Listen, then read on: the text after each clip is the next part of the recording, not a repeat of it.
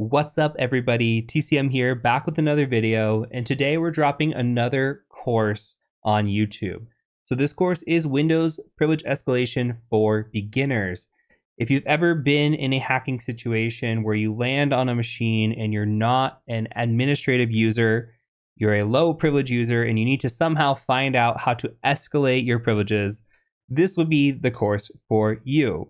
If you're taking exams such as the PMPT or the OSCP or other hands-on exams that require you to do privilege escalation, this course would be for you. So what we're going to cover in this course is strictly Windows-based. Everything's going to be Windows-based.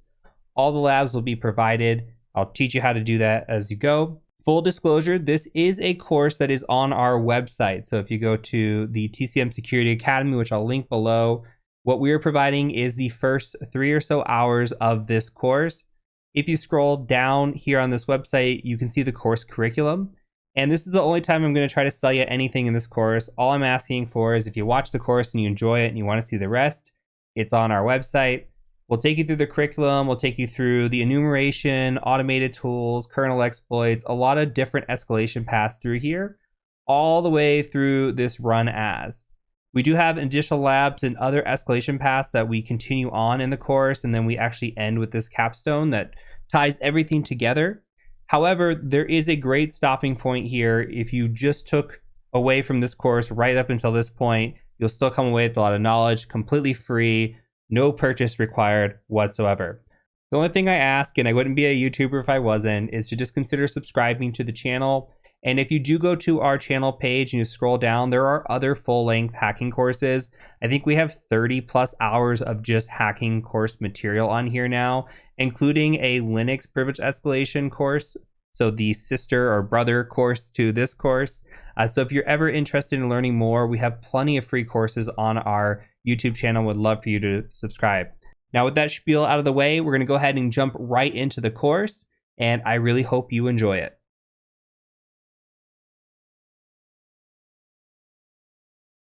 Hello everybody, and welcome to this course titled Windows Privilege Escalation for Beginners. My name is Heath Adams, and I'm going to be your instructor for this course. So a quick who am I? I am a husband, hacker, military veteran, etc. I'm actually a former accountant turned security geek, and I love to teach. I am an ethical hacker day to day, and I'm actually a business owner over at TCM Security, which focuses primarily on ethical hacking. So you can see some of my certifications I have, including several certifications in the pen testing field. And I'm also a Twitch streamer, YouTuber, etc. by the identity of the Cyber Mentor. If you're curious to check me out in my other courses, I do have the Udemy course of Practical Ethical Hacking, which at the time of recording does have over 100,000 students. So I have taught quite a few of you, and I'm really excited for those who have joined this course and are looking to learn with me even more. So why this course? Well, really to gain a better understanding of privilege escalation techniques. And what is privilege escalation? Well, in ethical hacking, when you land on a machine and that machine is not system or not root, then you have to escalate your privileges. And there are a multitude of techniques that you can use to escalate your privileges. So we're going to teach not just the techniques, but the methodology behind that in this course. And another reason is to improve your capture the flag skill set. So maybe you're deficient in your escalation techniques and you're struggling on capture the flag or hack the box or try hack me or any of those sites where you can attack vulnerable machines and you just want to improve there. Lastly is to prepare for certification courses. The OSCP, the eLearn Security PTP, even the eLearn Security PTS, and the CEH now have practical portions of their exams or are all practical. And they require some sort of privilege escalation. So if you're trying to prepare for that type of course, then this is the course for you. So let's briefly talk about the prerequisites and requirements of this course. Now, some ethical hacking knowledge is strongly recommended. This course is meant to teach you privilege escalation, but is not going to hold your hand like you are a beginner. It does assume some knowledge. If you have no experience in ethical hacking, you are going to be lost in this course. It is strongly recommended that you check out the Practical Ethical Hacking course first and then migrate over here once you've completed that course.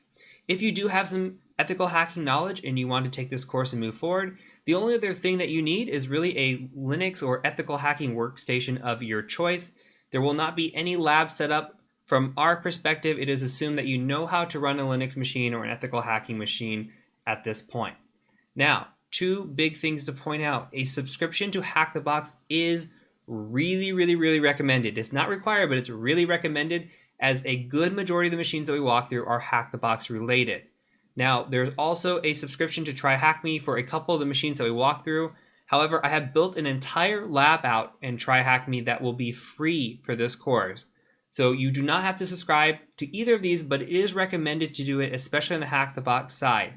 At the time of recording, it is $13 US to subscribe to Hack the Box and around $10 US to subscribe to Try Hack Me. And please note, I have no affiliation with either of these. I have no kickbacks or anything. The reasoning behind this is that Windows licensing is very expensive. So in order to have you build your own lab and purchase your own license, we were talking a lot of time and expense.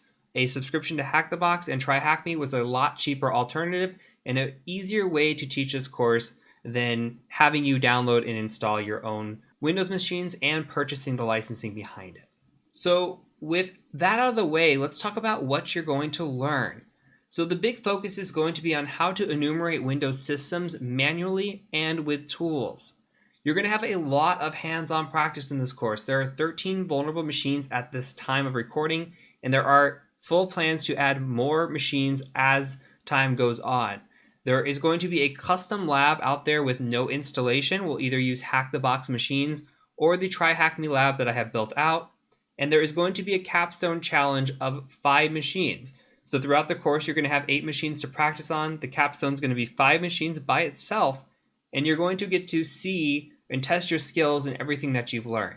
Now, we have a multitude of privilege escalation techniques in this course that we are going to teach, including kernel exploits, password hunting, impersonation attacks, etc. Even some newer techniques like the Windows Subsystem for Linux and CVE 2019-1388.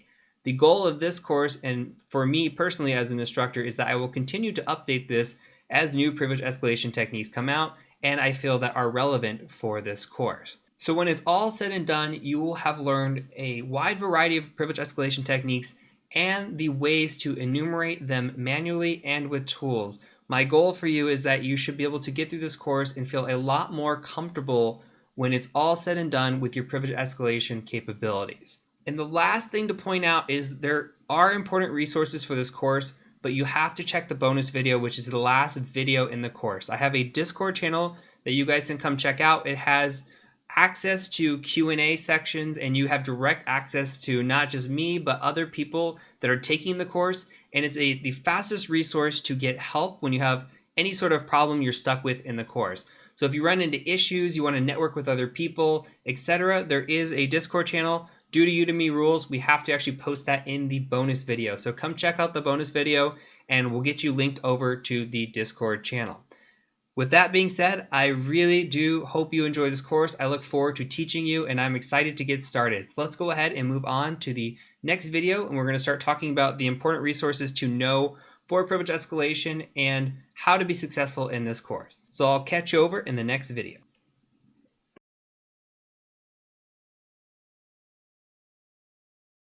Before we fully dive into the course, I would like to share with you some of my favorite resources that I've uncovered while doing PrivEsc, especially on the Windows side.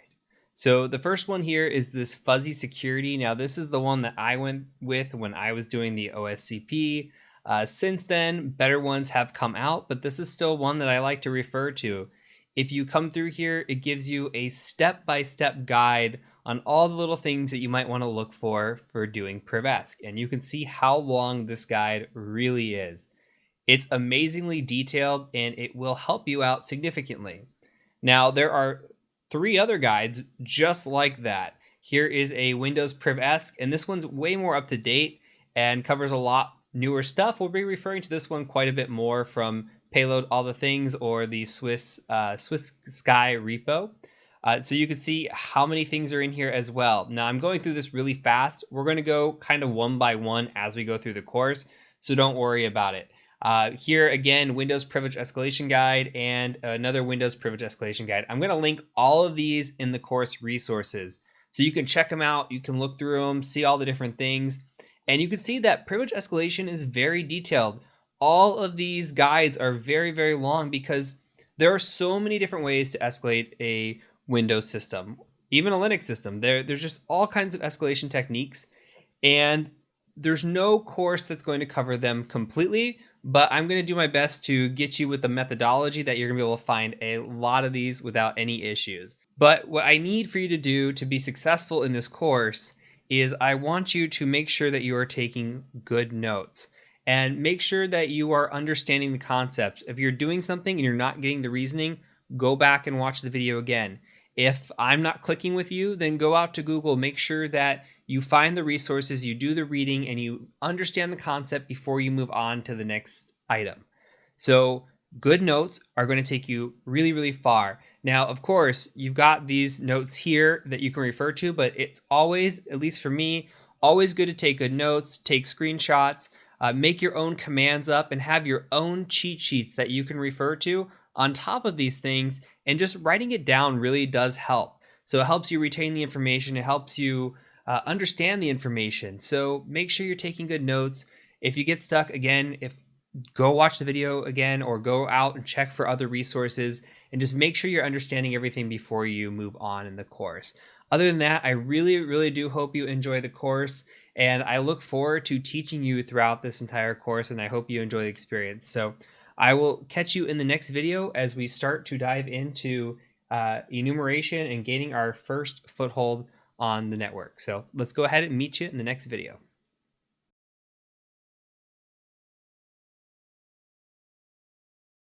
Welcome to the first part of this course. So before we can actually dive into privilege escalation, we need to actually have something to escalate privileges against.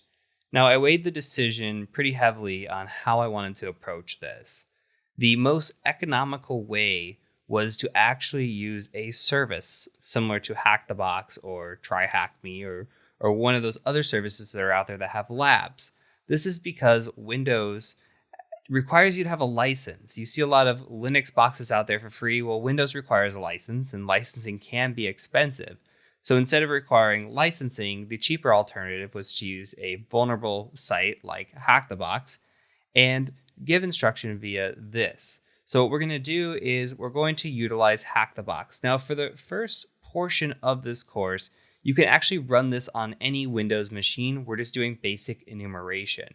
But what we're going to be doing here is we're going to simulate an attack. We're going to get lower level privileges on a machine, and then we're going to do enumeration on that machine. Now, you can forgo all of this and just do this from your command line on your own Windows machine. Nothing malicious is going to be done during the enumeration process. However, if you want to follow along step by step, you will need a Hack the Box subscription. So that will run $10 to $13 approximately. And if you've never used Hack the Box before, that's okay. It does require you to quote unquote hack your way in. However, that is very easily Googleable. If you want to do some research and look on how to get a subscription, it's very, very straightforward. So we're going to be utilizing this for the enumeration portion. And then as we start to tackle machines and one-off type vulnerabilities, I'm going to be using different machines here to show you how that works. Now, throughout the course, my challenge to you is going to be to attempt the machine that I show you before actually watching the next video. So what we're going to be doing for this, for example, is we're going to be spinning up this devil machine, DEVEL, and it lives at 10.10.10.5. So all you have to do is press the start button machine, which I've already done. You could just press the start button next to it, get it spun up, and then what you're going to do is go ahead and try to scan it. Use Nmap, try to attack it, see what happens. What I want you to do is try to get to the low-level user and then meet me in the next video. We're going to go through a walkthrough. After that, we'll start the enumeration. So if you have any questions, you want to see my methodology, I'm going to cover that in the next video, but I'm going to kind of do it kind of quickly. Again, this is kind of more of a non-beginner course. We're kind of moving into the intermediate style level. So I almost expect you to be able to solve this first half and then meet me kind of in the middle where I teach you how to escalate the privileges, if that makes sense. So every box that we do in this course, I'm going to challenge you to go ahead and try to get to that low-level user and then we'll work on escalating, but every box will have a walkthrough in case you do get stuck.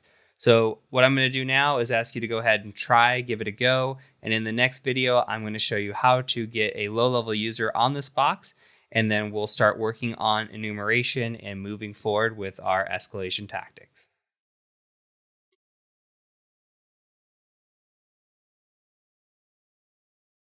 All right, so I am back now with the scan, and you can see that I have the scan here, which is showing us port 21 and port 80 open. Now, when we look at port 21, we've got the file transfer protocol. Now, if you recall, that just means that we can upload and download files off of a server. We're just transferring files. And we can see here that we have anonymous login via the FTP, and the files look almost like a default IIS web page. We've got the IIS start.htm, and if you've ever seen that, you know you're just looking at the, hey, this is a web page, hasn't been built yet. You got the welcome.png. It feels very, very welcome page. And then we've got port 80, which is just saying, hey, it's Microsoft IIS. And it's got an IIS 7 header, but it doesn't really say anything about what's on there. So let's make a quick little journey out to the web server and see at 10.10.10.5 what we've got. And there it is. It's a welcome page. Now, if we right click on this and we say save image as, you can see the image is actually welcome.png. So I have a little hunch when I'm just looking at this scan that we're actually sitting in the web server directory itself. Now, what we have here is we have port 21 open, and while anonymous login is bad, all we can do is put and delete files. It becomes really bad when we can chain that exploit and actually execute a file. So my hunch is that we can upload something malicious and then execute it with port 80. So we're going to go ahead and test that out. First, we're going to just do a quick echo and say this is a test, and I'm going to put that into a file called test.txt. From here, I'm going to go ahead and FTP out to the server, and I'm going to see if I can upload this file and then access it. So I'm going to go ahead and just type in anonymous and try to log in. And I'm using anonymous as the password as well. We can go ahead and just say put, and we'll say test.txt. Now, if we go out to the web, once that file's uploaded, and we say test.txt, you could see it says, this is a test. Okay, that works. So what we're going to do now is, now that we know we have execution, we can go ahead and get malicious. We can go with the new tab. And what we want to do is we want an ASPX type exploit. Now, why do I say that? Because this is an IIS server. We can see if you're utilizing something like Wappalizer, we've got ASP.NET. Obviously, it tells us IIS. So the file extension for that is ASPX. Now, if you've never done this before, you can go out to Google and say interpreter payload cheat sheet, something along these lines. And we've got Metasploit, payload cheat sheet, MSF Venom cheat sheet. We'll go ahead and just use the MSF Venom cheat sheet. And any sort of web payloads, we're looking for something like ASP or ASPX. So this one will work right here. Creates a simple TCP shell for ASP. So we're just going to use MSF Venom -p Windows interpreter verse _ TCP. We'll set our L host, our L port, and then our file type. So that's the kind of syntax we're going to be using. You can just follow along with me. You don't have to actually go out to that website and copy and paste everything. So this is going to be the initial start of the payload. We're going to say Windows interpreter reverse _ TCP for the payload. And then we need the L host, which I don't know my L host. So I'm going to go out and say ifconfig. And I am connected here 10.10.14.4. So I'm going to go ahead and use that as my L host. And then for my L port, I'm just going to say all fours. And then remember, we're going to need the file type. So for this, I'm going to use ASPX. And then we're going to go ahead and just call it exploit.aspx. And that should generate a shell for us. Now, once that is generated, what we're going to need to do is we're actually going to need to load up Metasploit. Now, this course is not going to rely on Metasploit a lot. This is just the initial exploit vector, and I'm going to show you some initial enumeration that you can do with Metasploit, but everything is going to be pretty manual moving forward after this little bit. So let's go ahead and we're going to use exploit multi-handler, and we're going to go ahead and say options. So what we're going to do is we're going to set the same payload that we just did. So we're going to set payload to Windows interpreter, and then we're going to say reverse TCP. You should be able to tab it out. Now, if we go to options, you can see that it automatically sets the L port to the default 4444. We also need to set an L host. So I'm going to set my L host to tunnel 0, which is the interface that we are on right now. So if you're on a different interface, or you could set it directly to the IP address. And then I'm going to run this. And this is going to set up that listener. So now we're listening on this port for a reverse connection using Metasploit to do so. So I'm going to go in here and I'm going to reconnect because chances are this FTP is probably timed out. I'm going to go in here and just reconnect real quick. And we're going to upload this file. So now we're going to put the exploit.aspx. And with our listener running, we're going to go ahead and go out to the web. I'm going to close this out. And I'm just going to / exploit.aspx, just like this. Hit enter. Let's see what happens. Okay, we've got a interpreter session. So session 1 is open. We can say get UID, see if that works. Okay, and we can say sysinfo. And you can see that we are on a Windows 7 machine, 32-bit or x86 architecture. We have a 32-bit interpreter shell.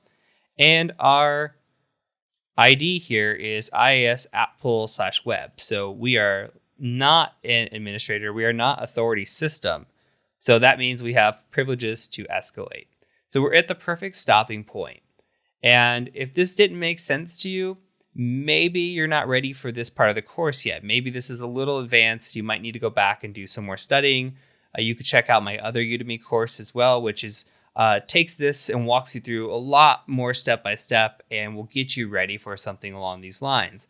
But if this all made sense, you figured this out already, we're good to go. We're good to move on, and we're going to start working on these escalations. So I'm going to see you in the next set of videos where we start talking about enumeration and how we're going to look at and identify things that can be potentially exploitable and allow us to escalate our privileges. So I'll see you over in the next video.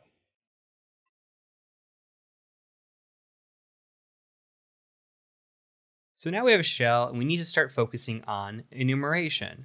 Now this just goes back to our hacking roots. You know the 5 steps of hacking, and the first 3 of those are information gathering, scanning and enumeration, and then exploitation. Well, we've done that, and now we've exploited this machine, but we are a low-level user.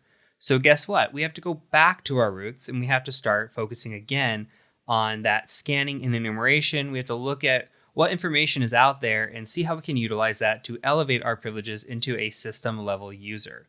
That is our end goal here. So what we're going to do first is we're going to focus on system. So system enumeration is looking at things like system info, and we could see things like the operating system name or the operating system version, maybe the system architecture. We can look at the host name. We can extract patching and see what sort of patching is out there, what sort of hotfixes are out there, and we'll talk about that here in a second. We can look at things like the drives on the system, etc. So we just want to take a look at what the system is providing us from a high level. So let's dive into a shell. And one of the first easy commands that we can do is just type in system info. And this will come back into play a little bit later when we actually utilize tools for all of this. But here you can see that we have the host name, we've got the operating system being Windows 7, we've got the operating system version, we got the manufacturer, all sorts of information, who the owner is of this machine. We could tell we're running on VMware, so x86 architecture, etc. Now, in all those resources that I provided you, there are some great one-liners. Now, this is one of those I've kind of taken and modified, but let's say that we want to just pull down system info and we kind of want to grep upon it. And I just want to pull down a few things. So let's say system info, and the pipe here is similar to grep. We're going to just say find string, and we're going to just go /b/c, and we're going to grab the OS name. We're going to grab the OS version, and we're going to grab the system type. And let's take a look at what this does. Now, I don't expect you to type this all out. It's just as easy to put in system info and review this. But say you just wanted to pull down this information, this is a quick way to do it. And this is a good way just to learn the syntax of Windows command line if you're not familiar with it. So we could do a quick find string, pull down some information, and now we just see, instead of all this mess, we can just say, hey, we're running on Windows 7. Here's our build version. Here's the version type, etc. And then we've got an x86 architecture on this PC. So that's very useful information to know. For example, if we're trying to run an exploit against this machine and this exploit is for 64-bit only, we can rule that one out because we know, hey, it's only x86 architecture.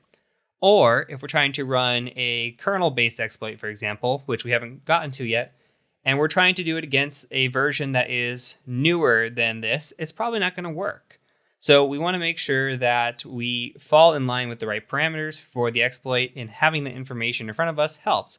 Same thing, maybe the exploits for Windows 10 doesn't work on Windows 7, or maybe it's for Windows 7 Home Edition and doesn't work on Enterprise. There's a lot of variables here for exploits that we need to kind of understand the information behind them before we can just start firing exploits at this. So it's good to know your system info. If you want to pull down things like hostname, you can add that in, or you can just type in hostname, for example, but also appears in the system info. Another important thing to do is we can extract patching. So we can look at how well patched the system is. Now, it's not going to work on this system, this WMI QFE, and I'll explain what this is in a second. You can see I typed it in, doesn't work. So I'm going to pull up another Windows box that I have, and I'm going to show you what it does look like when you actually run it against the system where it works. Now, WMI, what is that? That's the Windows Management Instrumentation, and the C just stands for command line. Basically, what it does for us is it returns information about the system that we're running it on. And what we're looking at with the QFE is what's called quick fix engineering. We're basically just trying to see, hey, what's available, what's been patched, when was it last patched? So let's pull up this command prompt here, and let me just say WMIC QFE here. And if you have a Windows machine, you can do this again on yours, and you can see things now. You can see, okay, well, here is the knowledge base ID. Here's the hotfix ID. Here's who installed it, and here's when it was installed. So maybe we know based on these different knowledge bases whether or not something is patched or not patched with what we're looking at. So this is a very common, quick and dirty command to run. Now, we can run something like this. Let me just copy and paste it and show it to you. If you want to copy and paste this out, you can. And that did not copy, I apologize. So when we copy and paste this, we can kind of narrow down and just say WMIC QFE, and then we can say get, and we can just pull down what we want. Say we only want the caption, the description, the hotfix ID, and then installed on, then we can really narrow down and not have to look at this big list. We can just get a nice and cleaner list here. So this is one of those things, just like that system info, where you can put this into a quick copy paste list if you're doing enumeration, or we can rely on tools once we get to the tools section to actually kind of help us and do this for us. So this is important to know. Again, we can look at the knowledge bases, see what's out there, and how we can exploit it. So the last thing I want to show you with system related for now, we'll get into more things that we're going to look at as we go, but just the basics of what we're looking at is just, let's list out the drives. Maybe there's other drives out there. So what we can do is we can do it a WMIC again, and we can just say logical disk. And you can see all the different information here. That looks kind of dirty, right? We don't really want that. So we could do something like list drives, or or we could just do something like this. This is what I actually like to copy and paste. So we could do a WMIC, and then again, we'll just do get caption, description, provider name, and watch what happens. And then you could see, hey, C, D, E, F, and H exist on this one specifically. Now, if you just wanted it really quick, and you just want to say, hey, WMIC logical disk, you could just say get caption and get the caption, and it'll still pull down how many drives are there. And you don't have to necessarily pull down the description or provider name. But quick wins here to see what's there. Maybe you're enumerating a machine and you're on the C drive, but maybe there's this E, F, and H drives that you could look through. Maybe there's information in those drives. You want to make sure that you have the knowledge in front of you and all the information in front of you that's possible. So that's it for this video. We're going to go ahead and move on to user-based enumeration. And so I will catch you in the next video when we start talking about how to enumerate users and groups.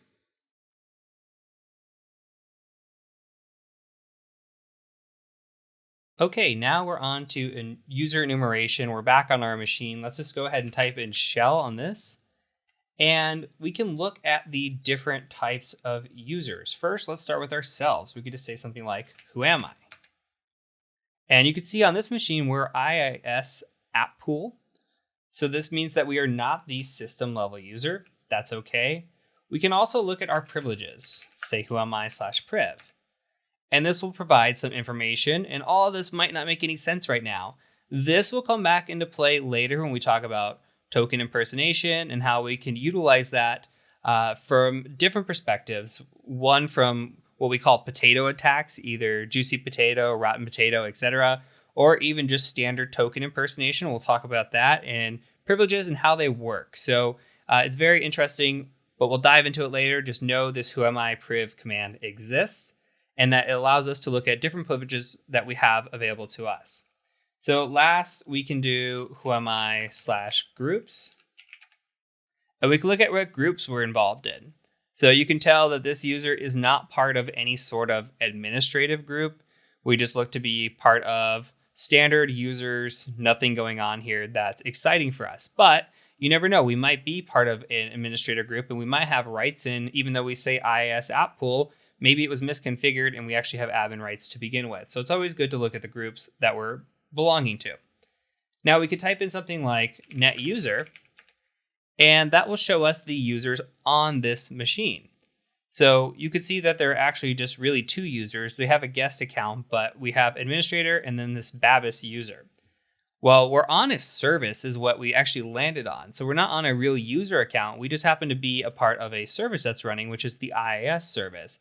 So what's happening here is we're taking over a service, but there are these user accounts. So maybe we can move laterally into a user account and then escalate into administrator, or maybe we can just escalate directly into an administrator account. We don't know quite yet, but it's good to know what's out there and how we could take advantage of it possibly. We could also look at specific users, like we want to say net user Babis, and we can see information about Babis. We can see when their password was last set, when it expires. All of this is just extra information, right? And you can see what group memberships they have. Same thing with the net user of administrator. We can take a look at this, and you can see what group memberships they have. Well, look, they're part of the administrators, where this Babis user is just part of the users group. So if we were to take over this Babis user, it still wouldn't matter because we wouldn't be escalated fully. We would just be at a same level user that we're at. There might be more information. Maybe there's a password stored in a file or something on that user that we didn't have access to as the current user. But for now, it's not an admin user. We can identify what admin user we could possibly take over just by doing quick user enumeration like this. So the other thing that we can look at are the local groups. So we could try net local group. Sometimes it works, sometimes it doesn't. You can see here, we don't have a logon session that actually exists, so it's not going to work for us. But maybe we know a local group that does exist, like administrators. Then we could say, hey, I want to look at the administrators group. Maybe there are a bunch of users and we just want to see who's part of that group. Well, we could find out the membership quite easily. Here we see it's administrator, and that's all we have to focus on. So that's really it for now. Again, a lot of these are going to come back into play later on. I'm just trying to get you introduced to the basics and kind of get you introduced into what you should be looking for, system related, user related, and then next we're going to focus on network related. So we're going to dig into some network enumeration and move on from there. So I'll catch you over in the next video.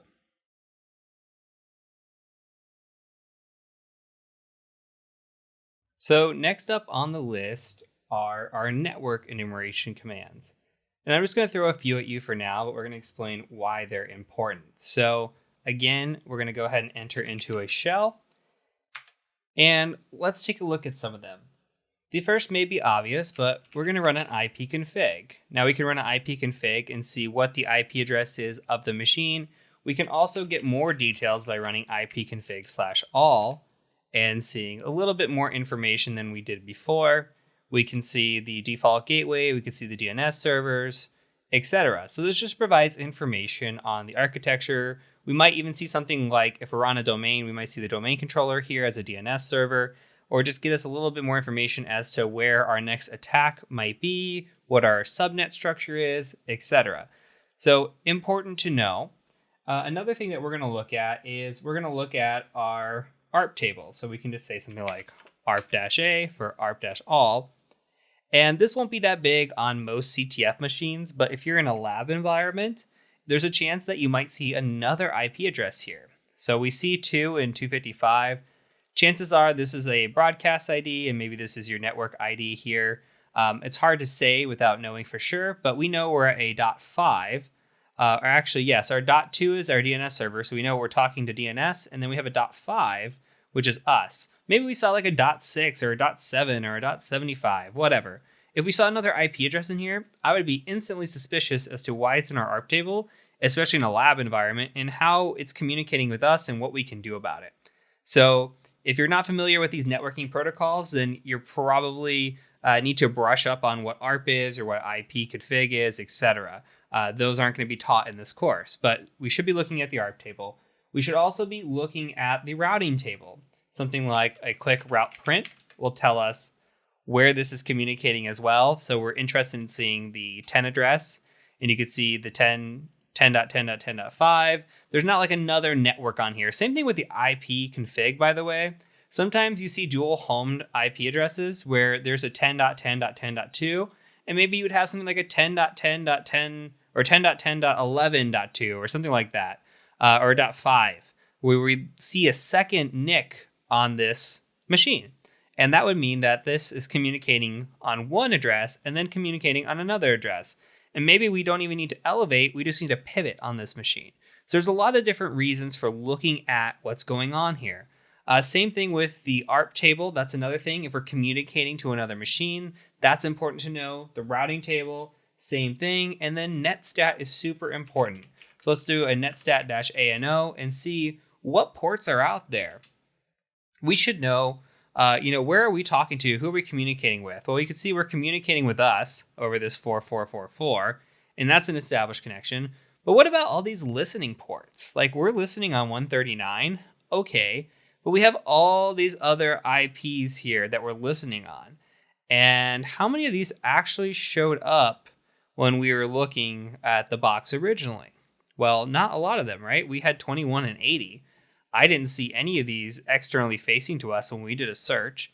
So where are these ports coming from? Here's UDP ports. Where are these ports coming from? Why are we seeing them, inside the box, but we're not seeing them outside the box? So maybe these services are only available to us from the inside network.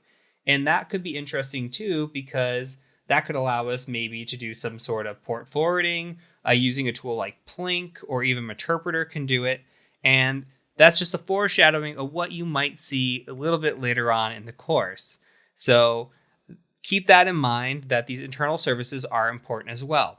So for now, we've established that we need to do some basic enumeration, right? We need to look at the systems, we need to look at the users, we need to look at the network, just kind of gather what's around us before we just start going crazy and looking around all the files and infrastructure. Now, when we get to the tools section, I'm going to show you all the tools that can do this for us. The next thing I want to show you before we move on and start looking at different tools and start talking exploits is I want to show you how to do some basic enumeration, hunting down passwords, and then we'll move on and start doing our actual exploitation and using tools and etc. So I'll catch you in the next video when we start talking about hunting down passwords.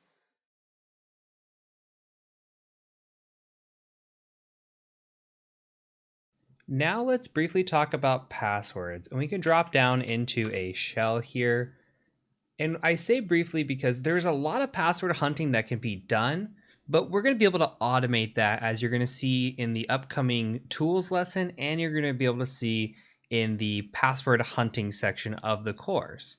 But we have to think about passwords being in files. Now, from a pure pen test perspective, I see passwords in files all the time. If I get onto a user computer or I get into some kind of share drive, people just store passwords in files. It's what they do. But this could mean more than just that. We could be talking about the SAM file, which would store our hashes on Windows if there's a backup of that laying around, or something called unattend.xml, which is used sometimes and stores passwords. We talk about Wi-Fi passwords. Think about somebody taking their computer home, getting on their network, using the same password that they use for their Wi-Fi at home, and then using that as their work credentials or something along those lines. So there's passwords that are stored in clear text for Wi-Fi. There's a lot of things that are out there where passwords could be stored. Passwords could also be stored in the registry. And I'll show you some of these things, and we'll do a quick overview of kind of what we're looking for and how it works. And then we're going to look in the tools section, see how that works when it's automated and do a lot of this legwork for us. Then we'll see how it comes all together later on when we actually exploit this and we see how passwords can be dangerous. But from a pure password perspective, super common, at least in real pen testing, and something to always look for when we're talking about this capture the flag style priv-esque environment. So I'm here in this inet serve, and we can do a quick find string. So we can say something like find string, and we do a /si, and we're just going to search for maybe the phrase password, and we can search for that in just .txt, for example, and this is going to find nothing. We could go back a directory, so it's only searching in the directory. We could go back one directory to system32, and maybe I'll just copy this and paste it here. And if we wanted to search more files, we could say something like .ini, .txt, maybe like .config. This will add time to our search, but we could try to hunt these down. Now, while this is going, this might take a minute. As we're looking through the whole system32, we can go ahead and just kind of look at some resources that I actually really like, and we'll go from there. And actually, it just finished pretty quickly here. So you can see what it's trying to do. It's looking for the phrase password, and you can see it comes into play here in this hash tables, and it really doesn't look like it's anything. It just looks like it's a configuration or just a basic .txt. Same thing here. So we're going to find a bunch of these things we might have to sift through, but it's just part of the enumeration process, and somebody might have maybe on their desktop just like password is equal to my password 123 or something along those lines. Or think of like a SQL configuration or a web configuration. That's why we search maybe those .config files to try to look for different passwords that we might be able to use to escalate. Now, those resources, this just comes back to the resources we pointed out in the first section of the course. Here's a clear text password section. Now, if you like to do this the complete manual way, there's a bunch of different ways to do this, right? You can search for the term. You could search in files. Again, this unattend.xml. There's vnc.inis, registry. The payloads, all the things is more my favorite one to kind of have and look through. So you have the SAM, again, search file contents, all different kinds of cool little things and tricks. And if you really want to scare yourself, you can do the Wi-Fi passwords. That you can show your Wi-Fi passwords here and see the password of your Wi-Fi network in clear text. So I recommend, if you're using the same password as your Wi-Fi, not to do that because it's very easy to pull it down. So with all that being said, this is just a very high level overview. We're going to get into it. As I said already, we're going to get into it in a little bit. So stay tuned for the next few sections of the course as we actually start to dive in and utilize this, and you'll see where these passwords really come into play. So we got one more video in this section. We're going to quickly talk about discovering firewalls and antivirus and how we can determine if they're enabled in a network. So let's go ahead and jump over to that video.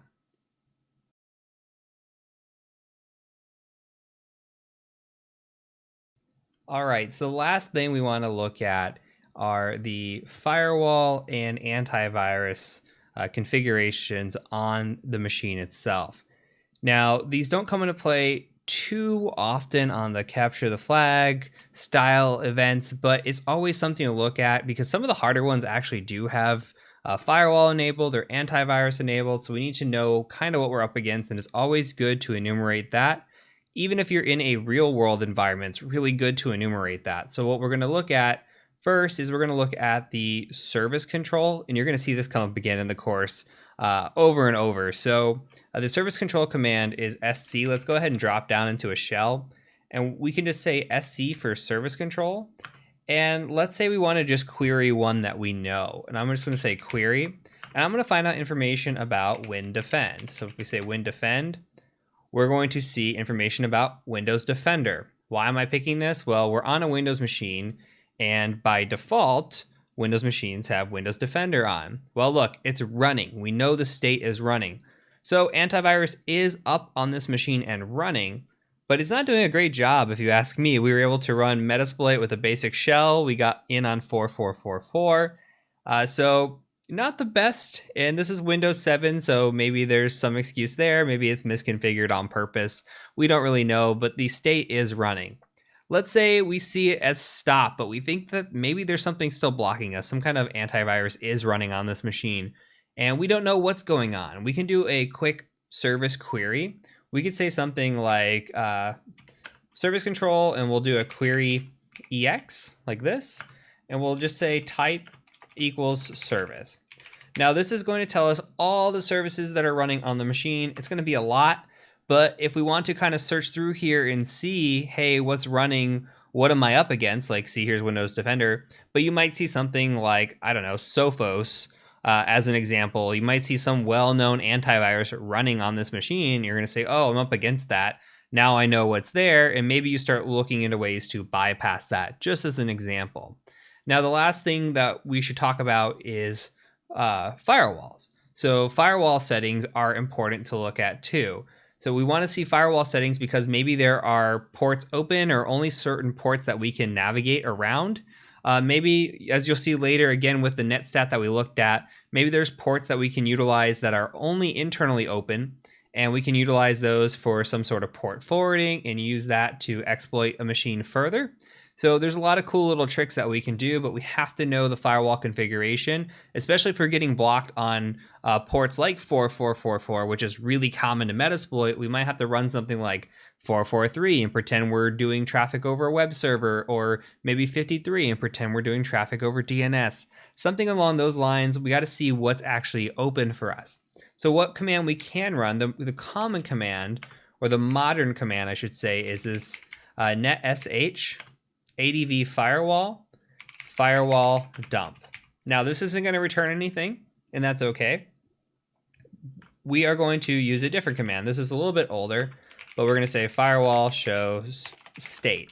So either way, try both of these commands depending on the machine you're on. So this tells you what the state of the firewall is. You can see that it's enabled and that it's running the regular old Windows Firewall group policy version. So that's a little bit of information. Other information that you can gather is netsh firewall. We can show the configuration.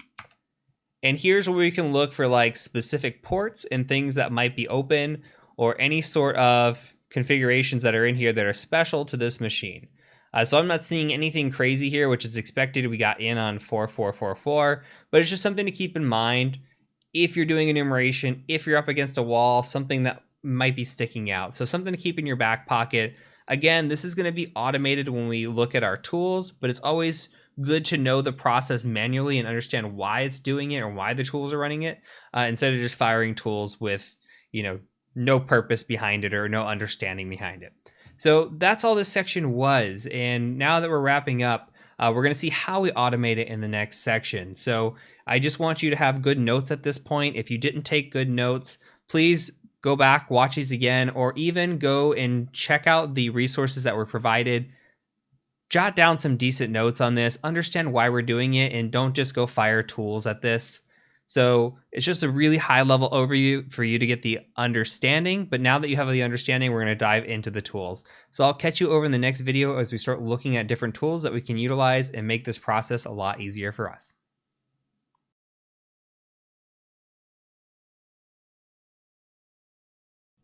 Okay, let's quickly cover some automated enumeration tools. And I'm just going to show you the list that I've got put out here. So we have executables. These are files that we can either just upload right off the bat, or we can compile using something like Visual Studio and then upload. And all of these will work with Windows. WinPeas being probably my favorite, but there's also a tool called Seatbelt. There's a tool called Watson. There's a tool called SharpUp.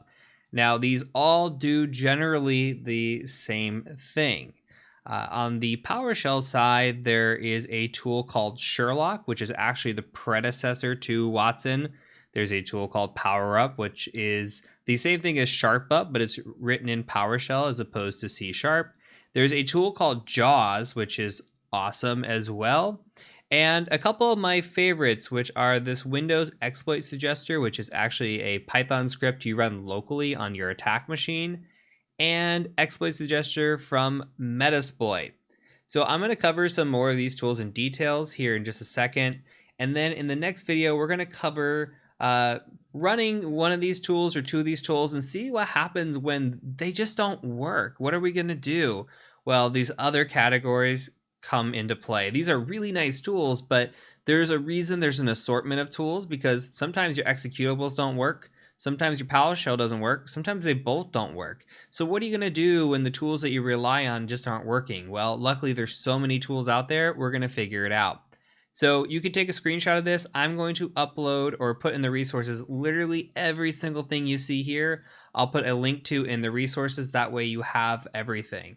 But let me go ahead and go to my attack machine, and let's just talk through some of this stuff really quick. So WinPeas. WinPeas is a great tool. So you see WinPeas here, the Windows Privilege Escalation Awesome script is what it stands for. It is awesome. There's nothing else to say about it besides it's awesome. Now, this does run requiring a .NET of 4. So if there's not a 4.0 or greater on the machine that you're attacking on, this just is not going to work. Now, there is a bat file that you can try to see if it works for it. That's another option, is this WinPeas bat. The executable works really well also. So that's one option. And the nice thing about it too is this book.hacktricks.xyz is just yet another great resource that you can do. You can come in here and it's just a checklist for Windows Privesc. Now it says, hey, first thing we want to look for is the kernel vulnerable. Well, we haven't gotten to kernel exploits yet. It's coming soon, but let's just open this in a new tab and see what they're asking about. But it says, hey, search for exploits for vulnerabilities here. And how do we do that? Well, system info, well, that one looks familiar. This looks familiar, right? Getting the OS name, OS version. Doing the WMIC with the QFE to see the installed patches on the machine. It even tells you some of the tools down here that you might run against this. The local exploit suggester is one from Metasploit. Sherlock and Watson are two that we just talked about. So those are some things that you can do to come through here and look. And it talks about all the different types of enumeration that you can run through your checklist. Even coming through here, hey, look, logging and AV enumeration, user privileges, network information. There's so many things to check for on this Privesc checklist, right? The nice thing about it is this tool does it all for you. And it does all this for you, and so do the rest of the tools. Really, they're all very much the same in what they do, and they're all very awesome in their own way. So things like Sherlock. Sherlock is a PowerShell script that looks for common vulnerabilities, okay? It's not as complete, in my opinion, as WinPeas. And what you need to do is you just need to run these against your machines, see what works for you.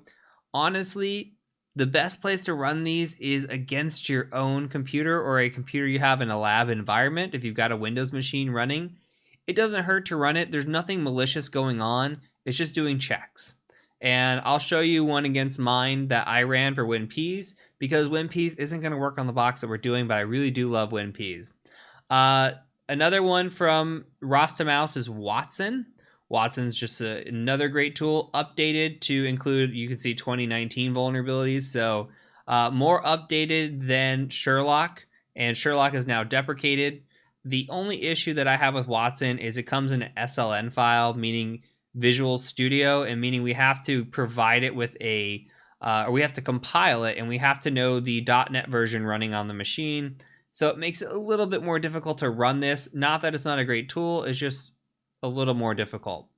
Power Exploit, which we're actually going to focus on Power Up in this course, is a great tool. You're going to see this come up again, even though it's not going to come up right now in the section. You're going to see some of these tools come up again as we enumerate other boxes. So just because you don't get to use them right now, don't fret. You're going to see it over and over again. Another one that's coming out is the JAWS, just another Windows enumeration script. Also runs in PowerShell, does a lot of the same thing. I'm skipping ahead just a little bit, going a little fast here because I want to talk about this one here. Now, Windows Exploit Suggester.py is a great tool. So let me scroll down just a little bit and show you the usage. You can see that we just update the database that it has. So it has a database that's out there, it pulls it down from it. If there's any dependencies, we'll install those, but we use the system info. All we do is do a system info, grab that, put it into a text file, and then it goes in here and it checks things for vulnerabilities, and it tells us, hey, it might be vulnerable to this, or this. I mean, that's great. It's just another vulnerability checker, something that we can use to check ourselves. And the last one I've got here is Seatbelt. Seatbelt is another SLN file, meaning you have to compile it. So if we go back into our PowerPoint little presentation, the only one we didn't cover is the exploit suggester from Metasploit. Very similar to what the rest of these do, it's just running off Metasploit. And we'll see how that works. We'll see how the Windows exploit suggester works here very shortly. So again, don't fret if you don't see all these right now. I'm going to pull up really quick also.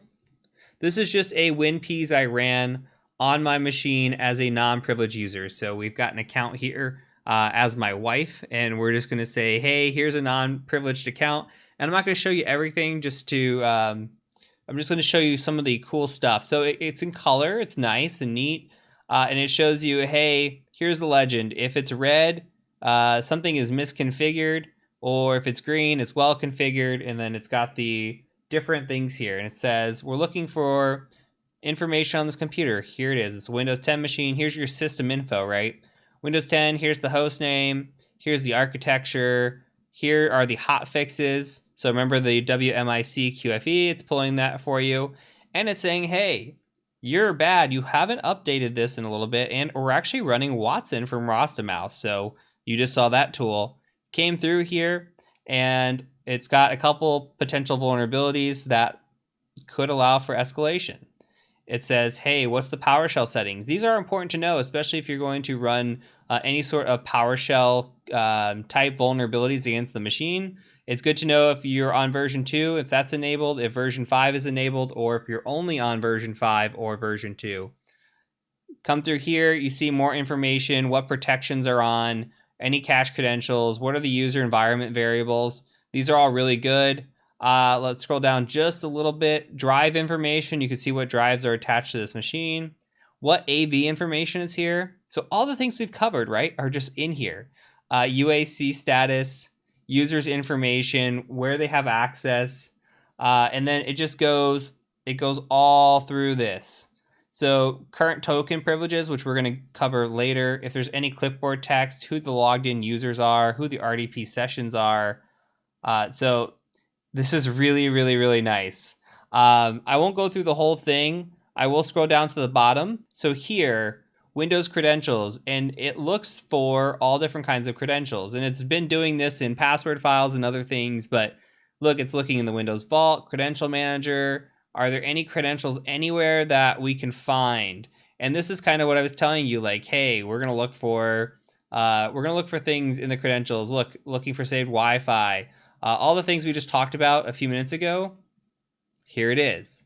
It's checking that. It's checking for browser information, any sort of thing. It looks like there may be some saved logins in the cookies for Chrome. So maybe there's a vulnerability there. So these are all the things it looks at. It looks at processes. There's so much that I kind of skipped over here, but I want you just to run this on your own. Go download it, run it on your own. If you need help getting to the executable, I can show you where that's at too before we take off here. But if you see the WinPs, there's the bat file and the WinPs exe. If you click on it, now you see there's an SLN here, but don't worry about that. They actually do provide the executable. So if you click on WinPs right here and you click on bin, you're always looking for bin, x64 or x86, depending on your architecture. And then we're going to go ahead and click on x64 because that's what most of us are on. You download the winps.exe and you just run it. So it's as easy as that. It stays up to date. Look, the last commit was 7 days ago. So that's awesome. So you just want to make sure that you run this. It's not going to do any damage to your computer.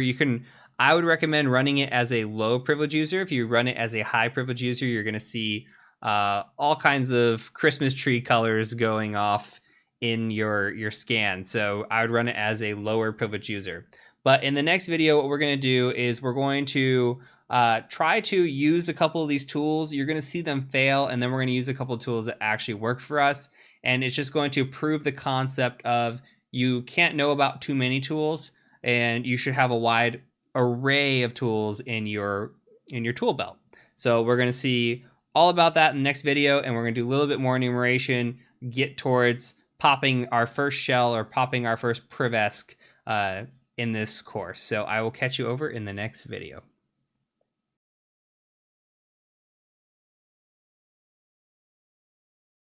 All right, for the first half of the video, I kind of just want you to watch. And then when we get into the second half of the video, you can go ahead and partake in what I'm going to be showing you. So the one thing I do want you to do is go ahead, if you're in a Meterpreter shell, go ahead and change your directory and change it to C Windows temp, and make sure you do your escaping like this. And I've gone ahead and downloaded a couple different tools.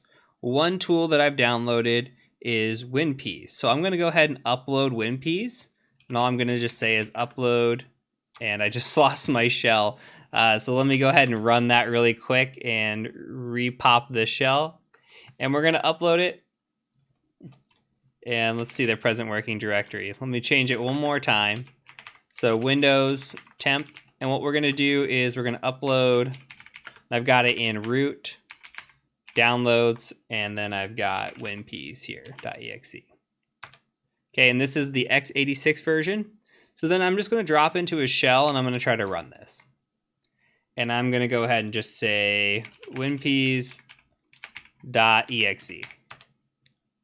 And nothing happens. Why is nothing happening? Because it's likely that we do not have the 4.0 version of .NET, 4.0 or greater.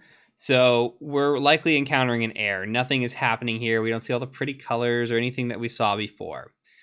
All right, that's fine. Well, what about a tool like PowerUp? I could probably run PowerUp. Well, let me see if I can get into a PowerShell real quick. So I'll do PowerShell execution policy bypass. And then it just hangs. So I can type a command, who am I, anything, nothing's going to happen here. So we see sometimes in shells like this where this just hangs. So that's fine. Okay, well, maybe I can go back, and in Meterpreter, they have a load PowerShell feature. So I can load PowerShell, load the PowerUp file that I have, and just give it a go that way. Well, I try to load PowerShell, and look what happens to me. It kills my Meterpreter session. Well, that's not very nice. So now I got to go get another Meterpreter session. So what we're up against here is we don't have the capability to run a executable. We don't have the capability to run a Meterpreter or PowerShell. So we're going to have to get creative. There's other tools out there. I just showed you 4 different ways to do this. So the first thing we're going to do, we're going to get our shell back. And then what we're going to do is we're going to run the post exploit module from Metasploit that is a suggester. So what we're going to do here is we're just going to type right in here. We're going to say run post, and we can auto complete this.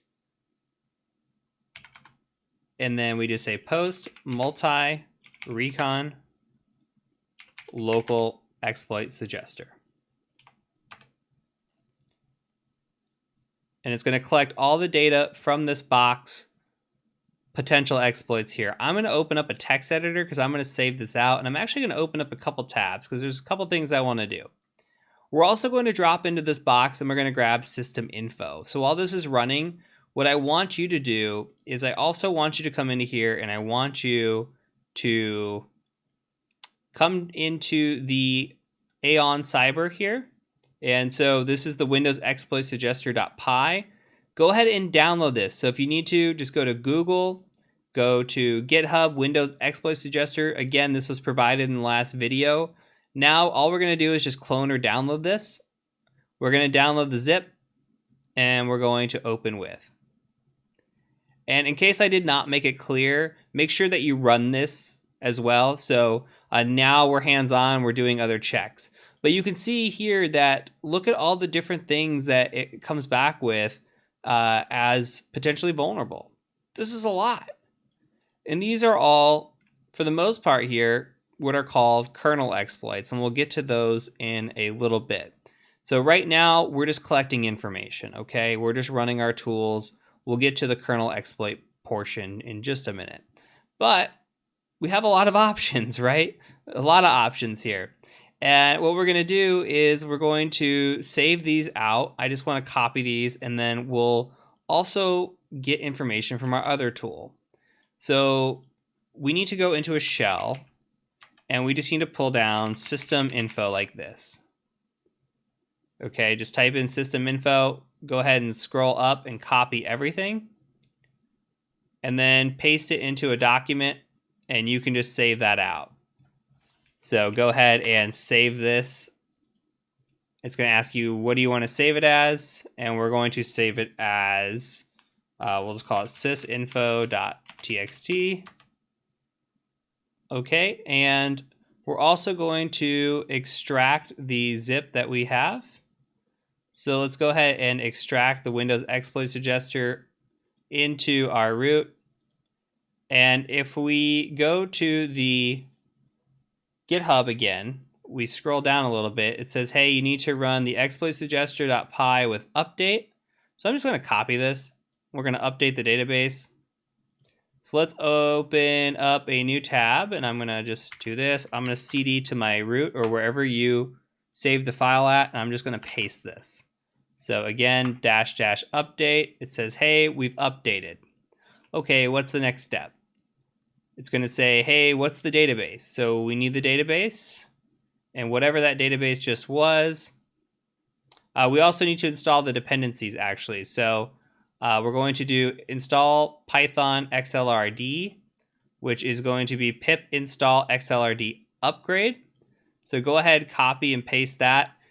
Now, you might have issues with pip being installed if you don't already have pip installed.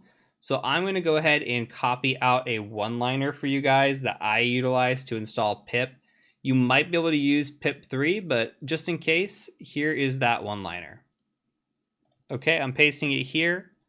So it's going to be a curl, and then we're going to say https://bootstrap.pypa.io/get-pip.py. A -o, we're going to do a get-pip.py. Semicolon here, and then we're going to say python get-pip.py. Now I'll try running this. I've already got pip installed. You're going to see that it says, hey, successfully installing pip. That's fine, it just overwrote it. So make sure you install that if you do have a pip issue on your machine. If you already have pip installed, that's great. And then we're also going to do the pip install xlrd --upgrade. Okay, so now from here, make sure you know what database you have. So we've got the XLS here, or the XLS, sorry. So we're going to say Windows Exploit Suggester.py, and we're going to follow the syntax that it has. So we need a --database, --database, and then we're going to say, let's see if it saved it out here, 2020, it did. And we also need to know the --system info. So we're going to say --system info, and we'll say sysinfo.txt, just like this. So we're going to go ahead and run this, and it's going to go and try to collect this, see what vulnerabilities are out there that might exist. And the nice thing is it updates. Look, we have an updated database here, and we know exactly what we're up against. So even more modern updates or more modern exploits may fall into here. So it identified Windows 7 32-bit, and you can see that it came up with some vulnerabilities for us to try as well. So we have different vulnerabilities. We can look up these different MS010 or 10015, for example, or 047, and see what's in here. And you can see a lot of these say, hey, Windows kernel, Windows kernel, Windows kernel. Well, that's a little bit of foreshadowing. We're going to get there here in just a second. So here's the takeaway. Let's take away in a big summary. There are a million tools that you can use out there. WinPeas is probably my favorite because it's just an executable that you can go out there and run. But as you saw, WinPeas doesn't work all the time. Okay, maybe we need to try something like PowerUp. PowerUp's a great tool as well. I would use WinPeas or PowerUp first if you can't get PowerShell, if you can't get the executable to work. Okay, there's still options. If you're in an environment where you don't have Metasploit, you can't use Metasploit, then you don't use Metasploit. You don't have the suggester. That's okay. There's this suggester. You run system info, you pull it down, you get this. There may be roadblocks. There's always going to be roadblocks. Windows PrivEsc, any PrivEsc is very difficult, and a lot of the times they make it intentionally difficult. They put in intentional roadblocks, so make sure that you know there's other options. There's always other paths. This box is vulnerable. It's meant to be exploited. You're going to figure it out. So the big takeaway, know your tools, have good notes. Again, as always, have good notes. Write this stuff down. Notate all the tools. Go play with them. Play with them now. Put them in a lab environment. Try them on your computer. Do whatever you need to do, but play with these tools. Understand what they do, why they're doing what they're doing. Okay? So take advantage of your time. There's no need to rush through this. Go play with these tools. Run them on Hack the Box. Run them on anything. Run them on the CTF. Run them at home. Figure out what they do and utilize them. Now, in the next section, we're going to start working on our exploits. We're going to start talking about kernel exploitation and kind of just going from there. So we're starting to get into all the privilege escalation tactics. We're out of the enumeration portion, and I'm ready because we're about to start firing through all kinds of boxes and learning different tips and tricks, and it's really exciting. So I'm excited to see you over in the next video when we root this box a couple different ways, and then we'll move on to the next one and keep going from there. So I'll catch you over in the next section.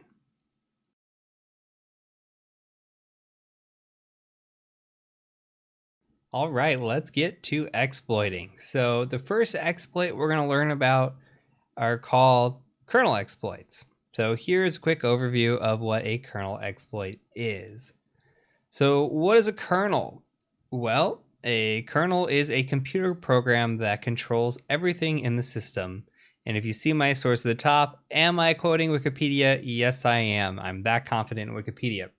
So it is a computer program, okay? And it facilitates the interactions between hardware and software components. If you see here in the little graph, we have the kernel, which lives in between the applications, and it feeds interaction between the CPU, memory, devices. It is a translator, okay? So think about it as a translator. Look at this next picture. This is more related to Windows. So you can see here is the kernel. Here is the user interaction. Here's the Windows API, etc. We have our operating system kernel here all the way down to the hardware. So the kernel itself is converting these input and output requests from software, okay, into instruction sets. So it's putting them into these instruction sets, and it's interacting in between these two objects, okay? So it's important that it's an important feature, right, of the operating system. It is the core of the operating system.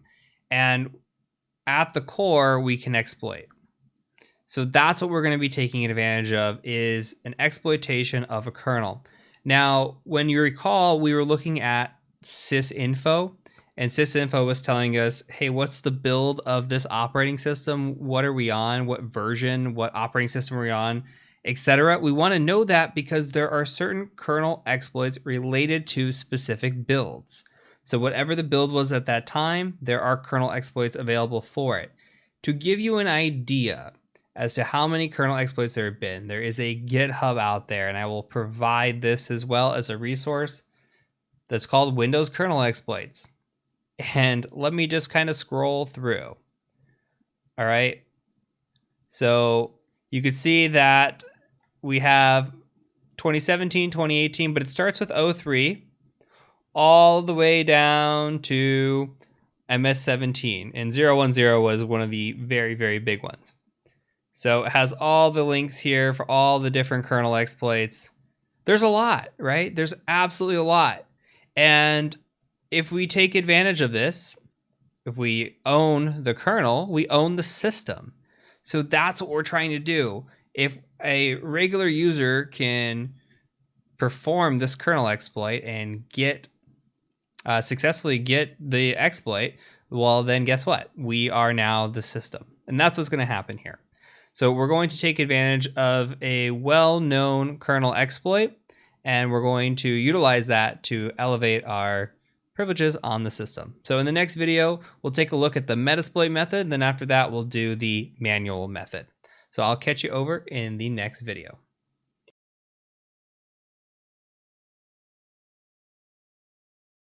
All right, are you ready for your first exploit? I'm super excited about this. So first, we're going to start with Metasploit and just see the power of Metasploit and what it's capable of.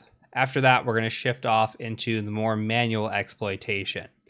So remember, we ran the post multi-exploit suggester, and we got quite a few of these that came up. Now, what's happening is it's saying, hey, I think that this machine is vulnerable to this bypass UAC event viewer and CritcherPod and this schedule elevator. Okay, and for me, from personal experience, the ones I like to target are some of the earlier ones. This CritcherPod seems to always be a winner for me, though in this you might want to do a little bit more enumeration, make sure. But if you're in like a CTF or even a, like one of those environments, you can just kind of copy these and fire away and see if it works. I always recommend firing a couple times, but we're going to go ahead and try this exploit a couple times, see if it works for us. Now, if you're interested in learning more about CritcherPod and why it's vulnerable, if you're into that nerdy stuff, which I know a lot of you are, here is a write-up on it from seclist.org. I will link this in the resources as well.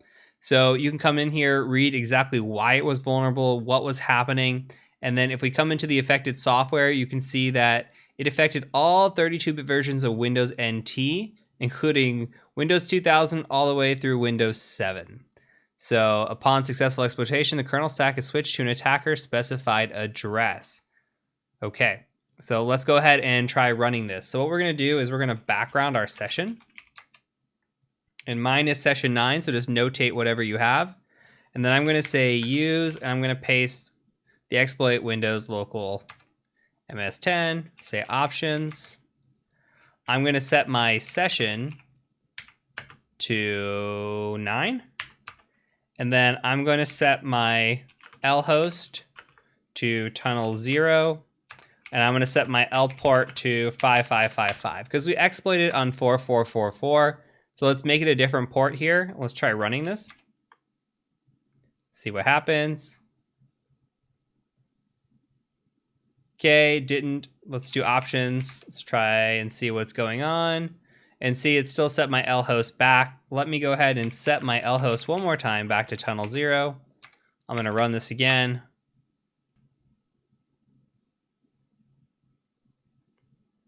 Okay, you can see it ran, and we now have a shell interpreter session. I actually lost my session in the middle of recording, so I actually went back. If you saw a little bit of video editing magic there, but went back. So session 10 and then session 11 is now this.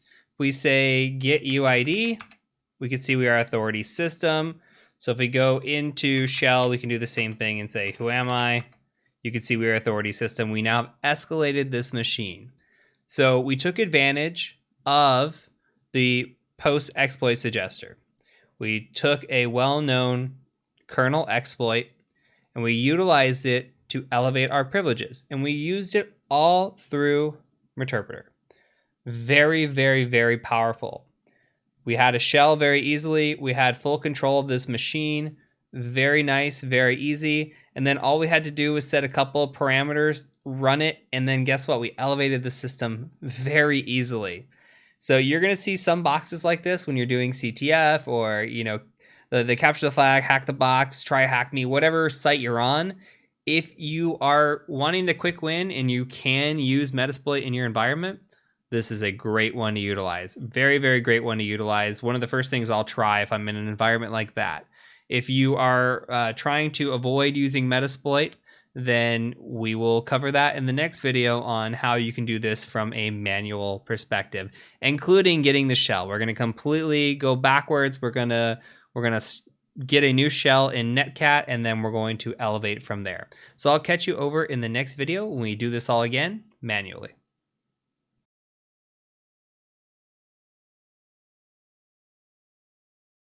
All right, let's do this the manual way. So remember, we generated a payload with MSF Venom, and we utilized that to get a Meterpreter shell. This time, we're going to just utilize it to get a basic Netcat shell. So what I'm going to do is I'm going to say MSF Venom, and I'm going to say a payload of Windows, and then just shell reverse TCP. I'm going to give it an L host of 10.10.14.5, which is my current L host at this time. And then L port, I'll just stick with 4444. Remember the file type again is ASPX because we're up against an IIS server. And I'm going to put this into something called manual.aspx. And we'll let that generate. Now at the same time, we're going to go ahead and go over to this new tab. And I'm just going to make a connection to the machine. 10.10.10.5 on FTP. Remember, we have anonymous login. So I'm going to log in. And then I'm going to just go ahead and just put the manual.aspx there. We can go to a new tab. And what I'm going to do is I'm just going to run netcat mvlp all fours. So we're setting up a listener on all fours here. And I'm going to go out to Firefox. We're going to go and just say, hey, 10.10.10.5, and then manual.aspx. Look at our connection, and hey, we've got a connection. We're not using Metasploit whatsoever. So we do a quick who am I? And you can see that we are the IIS app pool. Okay, so we know that this is a kernel exploit, and we're going to take the alternate path. Now, I showed you how to run the Windows Exploit Suggester. Well, with Windows Exploit Suggester, when we ran that, what came back for us? Well, we've got a bunch of these different potential kernel exploits. We've got some Internet Explorer exploits. I wouldn't look at these. I would start right away with the kernel exploits and kind of work my way up from the bottom of the list. So we can go and just say something like ms10-015 exploit, and you're going to see what that's going to actually bring up. So we'll do ms10-015 exploit. And it's going to bring up the Windows kernel exploits, the SecWiki. So look at that. So if we look at this one, guess what it is? It is Kitcherpod, the one we actually ran before. Now, we're not going to be able to actually run this one. If we take a look at the proof of concept, the proof of concept shows a shell spawning, and then we actually spawn a new command prompt utilizing the executable that they're giving. So they're providing this executable, it pops a new shell, and in this shell, your authority system. We're not on a machine that is capable of getting a new shell. We're not on like RDP or anything like that where we have a GUI interface. So we just kind of have to deal with the shell that we're given, which is just this basic shell here. So we need to pop something that can run inline on this shell. So that one's out of the question. So we can start working our way up. We can look at 047 and 059. So if we go to 047 in this list, and I just like to look through this list because it has compiled exploits already, and you see 47 doesn't exist, but 59 does. So I'm going to click on 59. And there's just this churrasquito.exe zip. And there's not really much on the README. It shows you the churrasquito.exe how to run this. Looks like you can run a command.exe and get a net user and add a user. That's one way of doing it. So what about we look this up, ms10-059. Let's see what exactly this is. I'll just type in exploit. Maybe there's more information on it somewhere. So chimichurri is the other name for it, and this is a very well-known exploit as chimichurri. We can look at the exploit database as well and just see what kind of information we can find about it. So we can look at a screenshot.png and see what they've got here. So if you look at this, it runs a chimichurri, and it says this exploit gives you local system shell. Usage is chimichurri IP address port. So then it says, okay, chimichurri.exe, port 8000. And then you can open up another port here for 8000 and establish a connection as well. So we'll take a look at how this is going to work. Let's see if this has any information on the chimichurri itself either. It does not. So what it looks like we need to do is it looks like we need to provide an IP address, which is hiding here. Tell it what port we want to connect back on, and it's just like a reverse shell. So we're going to go ahead and just give this one a try and see if this exploit works. And if you want to do more research on it, you can absolutely go out to Google and just say chimichurri exploit and see what information you can pull down. There's the MS09012 as well for this one. So what we're going to do is we're going to download out this MS10059 exploit. I'm just going to click on it. I'm going to download it, save it, and it looks like we've got contains malware. I'm going to go ahead and just go open, which should store it on your computer if you see that error. So from here, I'm going to cd over to my downloads folder, and I'm going to do a quick python-m simple HTTP server. And if you want to run in Python 3, you can as well. Remember, that's python 3-m http.server. So what we're going to do here is now we're loading up our basic server. We're going to go ahead and just make a simple GET request. So we're going to say, let's go to maybe cd, we'll dot dot one more time, and we'll just cd into temp. Let's see if we can write into temp. So we'll do assert util, and we're going to use this to transfer files. It's just like wget. So we're going to say assert util URL cache, and we'll do a file, and we'll say http //10.10.14.5, whatever your IP address is, and then we're going to say ms-10-059.exe, I do believe, and I'll just call this ms.exe when I bring it over. Let's see if it actually gets that file. It's taking just a little bit here, and it looks like it has got the file successfully. So now if we do a quick dir, let's see if the file's in here. ms.exe does exist. So if we say ms.exe, it says, this exploit gives you a local system shell, usage, ms.exe, IP address, port. Okay, so I'm going to say ms.exe. My IP address is 10.10.14.5, and let's just call the port all fives. And what I'll do is I'll go ahead and open up another netcat on all fives, and then we're going to go ahead and just hit enter, cross our fingers, say, who am I? And we are Authority System. I love kernel exploits. They're so easy. So again, we had the ability here to look through, we lost it, there it is, to look through this Windows exploit suggester. And this is just another tool set, right? So we didn't have the ability for the other tools. When we were doing our enumeration, we didn't have the ability for any sort of PowerShell or any EXE. So we utilized Metasploit and we utilized their suggester, and they had the ability to run KitcherPod. We did not. So this easy one, the KitcherPod, is really nice in Metasploit, not so nice on its own. But we look through the list and we find one that kind of works for us. I, again, like this this Windows Kernel Exploits Sec Wiki because you can just come through. It has it already compiled for you and super easy to run and run against a machine.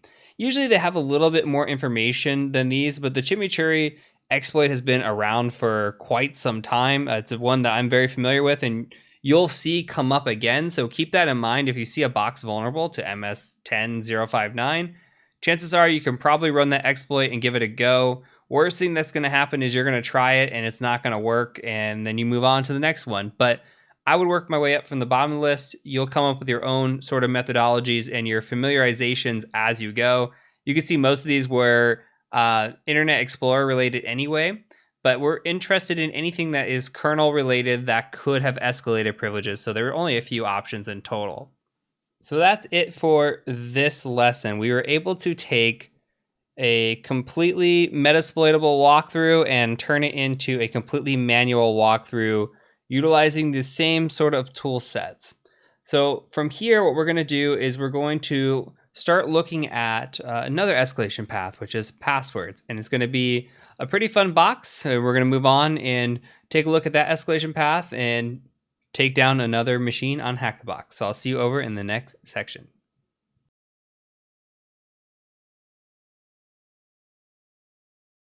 On to our next escalation path, which is passwords.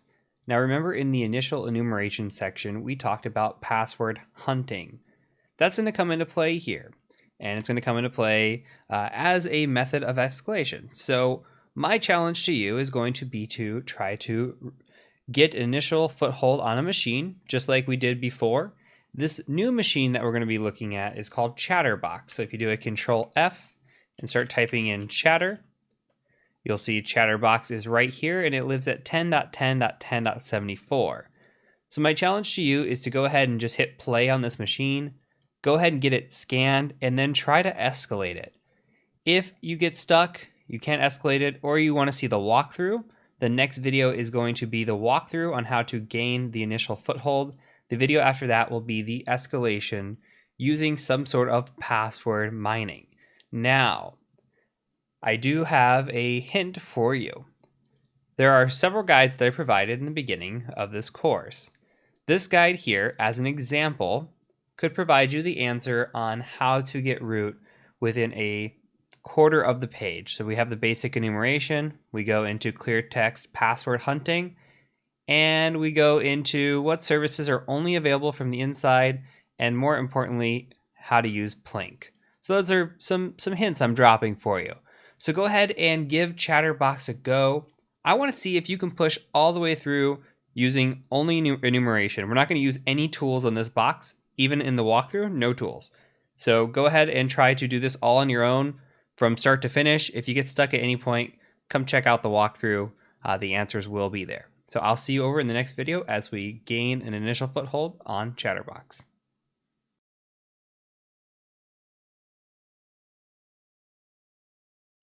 Okay, so let's look at our Nmap scan. We don't have a lot here to go with. We have this AChat system, and then we have an AChat chat system here.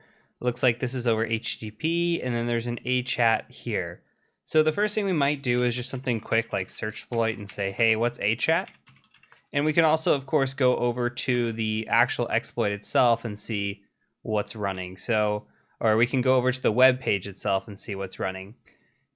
But here we can see there is a remote buffer overflow. There is one in Metasploit, and there's also a manual one, this 36025.py.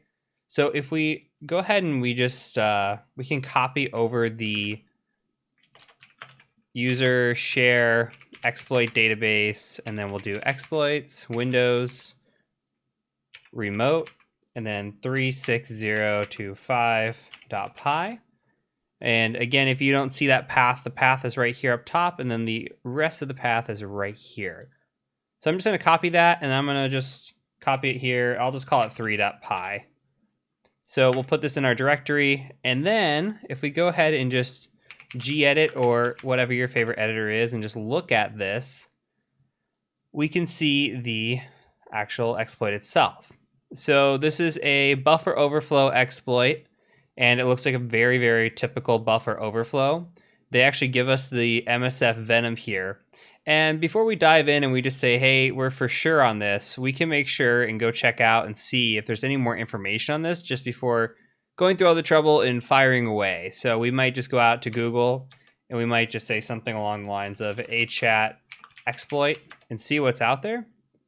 So we've got this one here. We can open it up, see if it's any different. This is the 36025.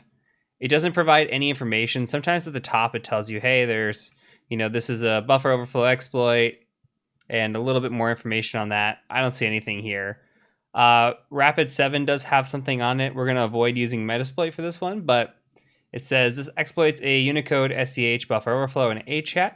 So by sending a crafted message to default port 9256 UDP, it's possible to overwrite the SCH a handler. So this is running on Windows XP Service Pack 3 and Windows 7 that it's been tested on. So if we go back to our scan, let's see if it tells us anything about the OS guess. It's guessing Windows 8, some sort of Windows version, but it doesn't know exactly what it is. So there's nothing reliable there either. So we don't have a lot to really go off of. We can also go over to the AChat itself. So if it is living on port 9255, we can go and look at that really quick and see what's there. So we could just go http://1010.10.74 and then 9255 and see if that takes us anywhere, which it doesn't look like it did. Try one more time. 10.10.10.74 and then 9255. I'll copy that just in case. But it looks like it's not going anywhere for us. So we can't access the page. There's not much going on. Even the site doesn't have a title. So it looks like there's nothing really there. So we kind of just have to make a guess at this and see what we can figure out. So I'm going to go with the buffer overflow exploit. And we'll see what we can do. So I got it open in gedit. Now, the thing that I see here is they have a platform Windows architecture x86. That's fine, but the payload's this execute, which executes a calc.exe. So whatever they're running, it just pops a calculator up. So it's not really what we want, but they have gone through, and if you're familiar with buffer overflows, it's gone through and just done the bad characters for us, which is really nice. So we don't have to worry about bad characters or any of this, and they give us a command kind of. So what we can do is we can just modify this command a little bit. We can just say Windows, and then we'll just say something like shell reverse TCP. So like shell reverse TCP. And then instead of calc.exe, we're going to take that out. And then we'll do lhost is equal to your IP address. So mine right now is 10.10.14.4. And then we'll do an L port. I'm just going to choose 443. The encoding and everything else is fine. We just want this to pop a reverse shell. So I'm going to copy this. And I'm going to go ahead and just open up a new tab. I'll make this bigger for you guys. And I'll go ahead and just hit enter. This should generate some shellcode for us. So again, we're doing architecture of x86, platform Windows, and then we're doing the Windows shell reverse TCP. So we're going to have to run netcat here in a second. So let's go ahead and copy this down and paste it in.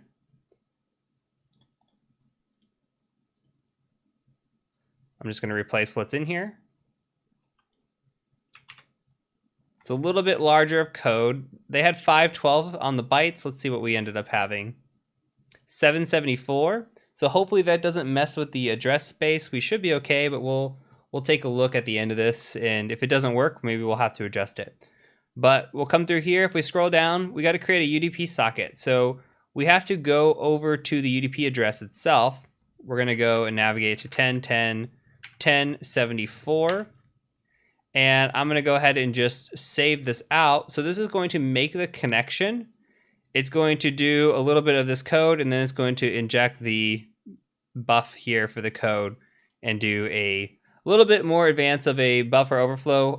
This is a 32-bit SCH bypass. So it's the next step above. If you have seen like the Vuln server exploits or something along those lines, it's just the next step above that with the SCH bypassing.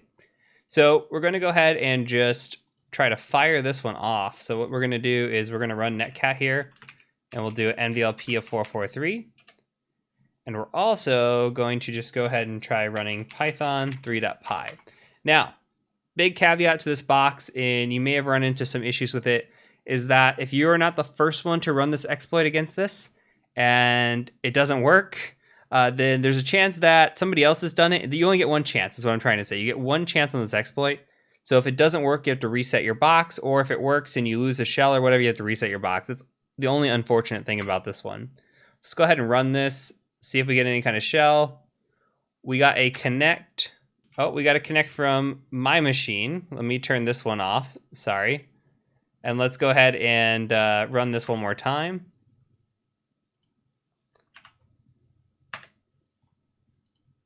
There we go. So sorry, I was trying out some exploits earlier from a Windows 7 machine. So, okay, we got the connection here. We ran it. We're good to go. So now if we say, who am I? You can see we are Chatterbox Alfred. We are not system on this machine. So we need to improve upon that. All right, so from here, I'm going to go ahead and hit pause. And we're going to move on to the next step, which is going to be the escalation. So what we're going to do is we're going to escalate this machine. Again, if you want to give it a go, I have full faith at this point that you could do it. Again, you can use this privilege escalation guide. Follow everything down to the point of this netstat with Plink. So if you can kind of piece it together, look at the netstat running on the machine, look at the ports that are open, and then hunt some passwords down, since this is a password hunting section. It's a little bit of a hint. And see if you can figure it out. And then I will catch you over in the next video when we walk through the rest of the steps.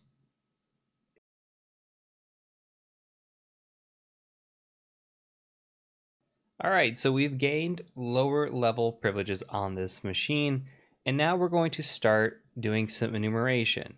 So we could do quickly first a system info and just see what we're up against. You can see we've got the 2009 Microsoft Corporation copyright, so it's telling me we're probably up against something like Windows 7 or even something earlier than that. So what we're going to do is we're going to take a look real quick, just take a peek, and you can see we're up against a Microsoft Windows 7 hostname of Chatterbox. We got a Service Pack 1 on the build, so that might be important if we're looking for something like a kernel exploit. Now you do have the benefit of knowing ahead of time what category we're in, so we're actually looking for some sort of password exploit, but we're going to continue on as if we don't know what we're doing.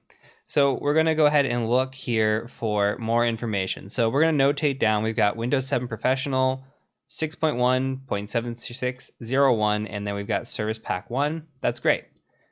What are some other things we can look at? Well, we can find a quick who am I. See, we are Alfred. And we could say, okay, what about net users? What users are on this machine? Well, Alfred's on this machine, and then there's administrator. We can quickly check net user Alfred and see what kind of permissions we have. And I'm more specifically interested in something like local group membership, and you can see we're only in the users group. So we're not in the administrators, we're not an administrator. So we don't have the right to escalate privileges here. Well, that's fine. We can keep looking around. Some other things that we want to look at are the IP information, right? So we want to do a quick IP config, just see what's going on. It looks like we've only got one IP address here. We're not dual homed or anything like that. We can do a netstat-ano, take a look at that really quick too. And this one actually proves to be interesting. So looking at this one, we see that we have an established connection here on 443. We see the two ports that were originally in the Nmap scan, this 9255, 9256. The 139, I don't recall showing up, but it's saying that it's available. I didn't see it, so I'm not sure if it just didn't show up in our scan or if it's hiding from us or what's going on. However, there is a few ports here, or there are a few ports here that show up that are listening on the local address of 0.0.0.0, but they're not actually open and available to the outside. These are internal ports. One being 445. 445 being SMB. Now, keep this in the back of your mind, because 445 SMB, that means that's some sort of file share or way that we can connect, but we can use a tool like psexec or like WinExe or something along those lines that can allow us to connect this machine with credentials. Now, we don't know credentials of any user, but say we got credentials somehow, and that could be a little bit of foreshadowing. Maybe we can utilize this port to log into the machine. So let's take a look further, and let's go out to our Firefox and let's go to that privilege escalation guide. Let's kind of just do a quick run through. We've looked at the who am I, we've got system information, we know the host name. We've taken a look at the net users, and we've taken a look at specific net users. We're not on the domains, we're not too concerned about that. We could take a look at the firewall state. We have looked at the IP config, we haven't looked at the routing table or the ARP. The chances are we're not really communicating with anything, but we can take a look at ARP really quick as well, ARP-A. And we're only connecting with .2 and .255, so these are pretty common here. This is nothing that I would say is out of the ordinary. This is your broadcast address, and then your .2 is likely the router or where it's routing through in the gateway. So nothing of particular interest there. Next down the list, we have clear text passwords. Now we can search through this individually and go, find string password, and we could do one of those long ones, .txt, .xml, .ini, and kind of do one all in the C drive maybe, and kind of look through the C drive, see if there's anything out there. We can look for those backup files of the SAM, kind of like we talked about in the enumeration video. We can look at some of these things as well. But I'm going to kind of skip ahead just a little bit to the registry. And this could be a really quick win. Now we could do a quick search of the registry. And the reason why I'm skipping down to the registry is because if we do a find string in something like the C drive, it's going to take a long time. So I'm really looking for quick wins right now. And then maybe if I don't get the quick win, then I'm going to start trying to hunt down something that, might take a little bit. So I might run this, step away for a little bit, do other enumeration while this is running, etc. But the registry is pretty quick. So I'm just going to copy and paste that. And we're just going to take a look at what comes back. Now, this is going to be difficult to look through, but we're going to try to see something that might come out as being a password. I've already seen it show up. But if you scroll through this really quick and you look, these don't really look like passwords, but the more you scroll down and you see something along the lines of welcome1 exclamation and default password.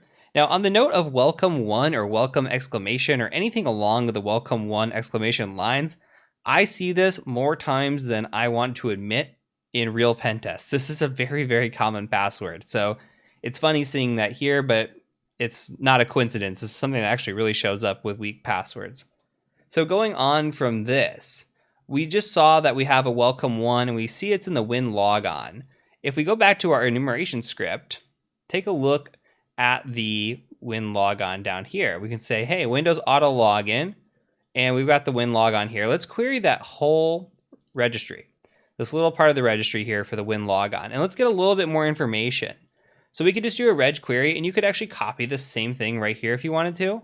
But I'm just going to go ahead and just do the reg query command. And it's going to go ahead and search for me. Looks like I copied a space, which automatically triggered an enter for us. If we scroll through it, you can see that we've got a username too of Alfred and welcome1 exclamation. Well, that's great. It looks like maybe we just found Alfred's password. And what could this do for us? Well, we don't know yet. We don't have anything on the machine open, right? We don't have SSH or anything where we could log into SSH with Alfred and kind of maybe improve our shell, because we're in this funky shell where if I even tab or something, I type a weird character, it just doesn't work really well for me. But what we can do is maybe improve it. We don't have that option. Or if we had something like SMB, we could do a psexec attack and try to elevate. We don't have that option either. And with Alfred being a low-level user, psexec really isn't going to work for us, so that's kind of out of it. But what if, for example, Alfred is a user who is also an administrator, but they're just logging in as their regular account, and then they provide credentials when they want an administrative action? That's actually pretty common, right? So what we're going to think about is maybe Alfred's just reusing his password. We've got these credentials. We might as well give it a go and just see if Alfred is. Now we're going to start piecing some things together. We're going to start doing a port forward, and we're going to talk about that. And the thing we need to do that port forward, remember the netstat, and then we just do a -ANO again. Remember netstat. We have 445 open. We can attack 445 if it's open publicly. How can we do that? Well, we can trigger a port forward. We can say, hey, I want this port to communicate to another port, and we'll forward it. So how are we going to do that? We're going to use a tool called Plink. And I want to download the latest version of Plink because you might have issues if you use the one that's built into Kali, depending on the Kali Linux version you're on. So let's quickly just go to Google, and we're just going to search plink.exe, and we'll just say something like putty download. That's a good one. And we're going to look for the first release here, this chiark.greenend or greenend.org.uk. Looks just like this. So what we want to download is Plink. And if we look at what Plink is, it's a command line interface to the PuTTY backends. Okay, do we know what PuTTY is? PuTTY is just an SSH telnet client. If you've never seen PuTTY, I've got an example of PuTTY here. And this is just what PuTTY looks like. You just type in an IP address, you type in your port, and you say, hey, I want to connect to that. I use this all the time. So we're doing something on the command line using a tool called Plink. Plink is going to allow us to run a port forward. So what I want to do is I want to download the 32-bit version of Plink. So go ahead and just click on this and download it. So save your file. And what we're going to do is we're going to create a port forward. So what we need to do is open a new tab. So I'm just going to open a new tab here, and then I'm going to blow this up. And I put Plink in my downloads folder, should have been where it was. We could just do an ls really quick and grep on Plink. And you see plink.exe is there. So what I'm going to do is I'm just going to do a python-m simple HTTP server on port 80. Now you can do this one, or you could do the Python 3 method if that is your choice. Which, remember, we can do it, I'm going to run this and then cancel. We could do python 3-m, and it's just http.server. All right, so I'm going to run the Python 2, it's just preference, doesn't really matter. So Python 2 is running. What we're doing is we're hosting this web server. We're going to go ahead and go in and download this file. My favorite way to download a file is using a tool called certutil. Certutil allows us to do something similar to like a wget in Linux. And since we're in this kind of basic shell, it's kind of my go-to. So what we'll do is we'll just cd over to the users folder. You can also try doing it in the temp. Although when I did my first run through of this machine, I did not have a lot of luck in the temp folder. So we're in the user folder, and we should have write privileges to this. So what I'm going to do is I'm just going to say certutil -URL cache, and then we're going to just do a file. And the file is going to go to my machine. My machine is now at 10.10.14.5. My IP has actually changed. And 14.5, we're going to say plink.exe, and we're just going to call it plink.exe. Okay, we'll do a quick dir, make sure plink.exe is there, and it is. Now, on the Kali side, there is an important step we need to do. What we need to do is we need to come in here, and we need to do a quick apt install of an SSH server. So we can say apt install SSH. Now, I've already got this installed, and you might as well, but it doesn't hurt to run this command and see where you're at. If you do need to install it, go ahead and pause the video and just hit yes on the install, let the install happen. And then what we're going to do is we're going to make a quick modification to SSH itself. So what we're going to do is we're going to go ahead and just say gedit, and we're going to edit the SSHD config. And what we're going to do here is go into here, and we're looking for a permission in here that says permit root login. So you see it says prohibit password, and it's actually commented out. We're going to uncomment this, and we're going to say yes, permit that root login. And I'm going to save it. So what that's going to allow us to do is log in as a root. And here's what's going to happen. Go ahead and do a quick service SSH restart. Make sure you restart your SSH service. And actually, just to make sure it's enabled, just do SSH start. Make sure the service is started. And let's go back to our machine. So we're going to utilize Plink. And the command looks like this. We're going to say plink.exe. We're going to do a -L. L actually stands for username. Our username is root. A -P for PW, actually, for password. And my password is Tor. I'm very, very secure. A -R. The capital R stands for port forward. So what this means is I'm going to say, hey, on port 445 for this machine, I want to go ahead and open that up. Remember 127001. And I'm going to give out 445 to the other machine. which is going to be us. So this is a port forward. Okay, so this is going to allow us to access this machine, this port, from our machine. So here's how that's going to work. If that's confusing, just go ahead and hit enter. It's going to say, hey, do you want to store the key in the cache? Just go ahead and say yes. And now it's going to get at this screen, and yours might stick like this. Just hit enter a couple times and keep hitting enter, and you can see that you're brought to a root login. Now look, you're root at Kali. You're in another box. You're in your own box, but you're in the box from within a box. It's like boxception. So what we're going to do is we're going to run a command now. And what we can do is we could check this. And this is going to be funky because of the boxception that we're in, but we can run a netstat ANO and we can grep on 445. And when you run that command, just hit enter a few times until it comes through. Okay, you can see it came through. And look, 127.0.0.1, 445, we are correctly connected to this machine. We have correctly port forwarded. So this is something that took me a long time to get my mind around.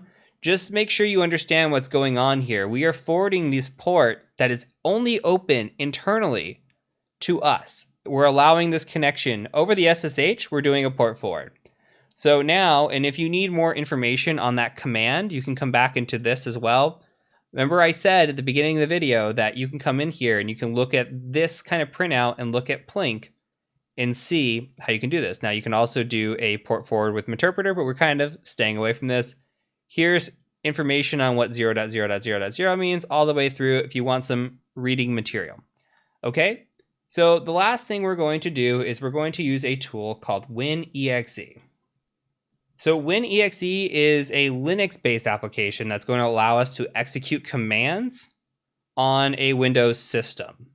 So how are we going to do that? Well, we're going to give this a go. We don't know yet what's going to happen. But what I want to try is I want to say, hey, WinExe. And the syntax is going to look something like this. We're going to provide a username. I'm just going to say administrator. And then we're going to do a %. The % is going to say, hey, upcoming now is the password. And we're going to say welcome1, exclamation. I'm going to say do this over port 127.0.0.1. That means we're connecting to 445 with WinExe over the 127.0.0.1, this port forward. And what I want to execute is command.exe. I want to try to get a command prompt. Now, when I hit enter, it's going to look like it fails. And we're going to just run this through a couple times until maybe something happens for us. And okay, we've got a shell. Now, what kind of shell is this? Let's go ahead and say, who am I? And again, hit enter a couple times. And you see Chatterbox Administrator. Now, this isn't the best shell to be in. However, we could run something. If we wanted to improve this, we could upload like netcat. We can do assert util.exe and then run another URL cache, upload netcat, and then run netcat on this machine and get an improved shell if we want to, where it's not all funky like this. But the goal of Hack the Box or any sort of capture the flag or any sort of lab is to get the administrator or the system level on this machine. So we've done that. We've actually gotten to the administrator. It's the same thing as owning the machine. So this is the correct path. If you got this on your own, congratulations. That's really, really awesome. If you didn't, hopefully this makes a lot of sense. What we did was we did our basic enumeration. We didn't have to rely on any tools. And like I told you guys, we did this within a quarter of the page. The first quarter of the page had all the answers for us. So this is a good example on not relying on tools and just the basic methodology of how we can do this from a hands-on perspective. And not to trust everything that you see. If you just were doing this and you said, Alfred, welcome one, that's great. What do I need a password for? You never know where that password is going to go. This could have gone to something like a web application or something else internally. We don't know. But if there's a credential that's being leaked, especially in a capture the flag situation, chances are it's meant to be there for some reason or another. So take note of everything that you're seeing, especially with these open ports and being able to do port forwarding and these sorts of things like these passwords. They come up all the time. So from here, we're going to move on and we're going to start talking about the Windows subsystem for Linux, which is something that's kind of a newer feature that just came out. And we're going to see how a misconfiguration could allow for complete privilege escalation. So I'll see you over in the next segment.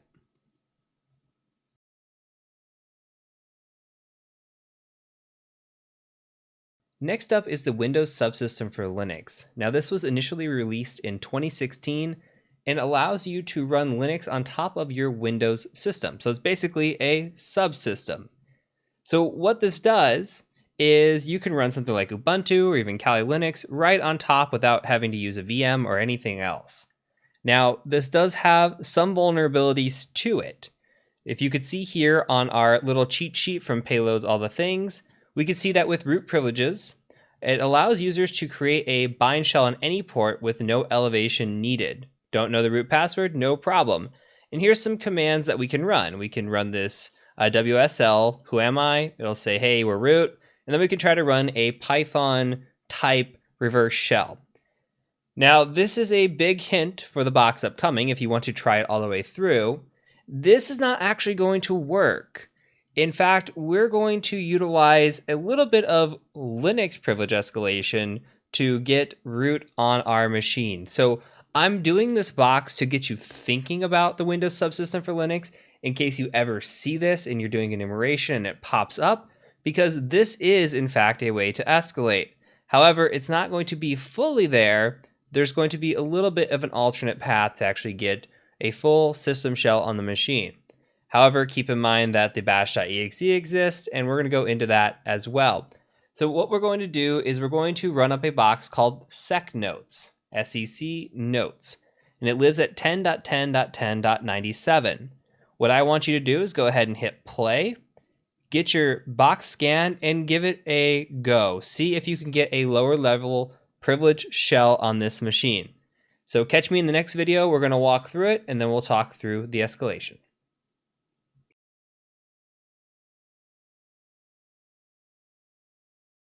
All right, let's look at our Nmap scan here. We've got 3 ports that return back. We've got HTTP on port 80, we've got HTTP on port 8808, and then we've got SMB on port 445. Now we see Microsoft IIS, which is telling us this is a Windows machine, and we see the SMB enumeration here, which says Windows 10 Enterprise. If we scroll down a little bit, it also says, hey, Windows 10 Enterprise 6.3, we've got 17.134. So we've got a little bit of OS information right here if we're looking for any sort of exploit related to that. We also see the computer name is secnotes, and we've got the workgroup of HTB for Hack the Box. So the thing that we should probably do is go out and try to explore these web pages, and then we'll leave 445 for a later time. Though what we can do with 445, if we want to do some basic enumeration, is we can come out here, and I'm just going to close out of my tabs, and we're going to say, we get to say SMB client. We'll do a quick -L for a list, and then I'll just give it a 10.10.10.97. See if we can list this out, hit enter, and we get access denied. So that's why we're not going to enumerate SMB first. Now let's go to port 80 because it does look like it has a login page here, where port 8808 just has a basic IIS Windows titled page.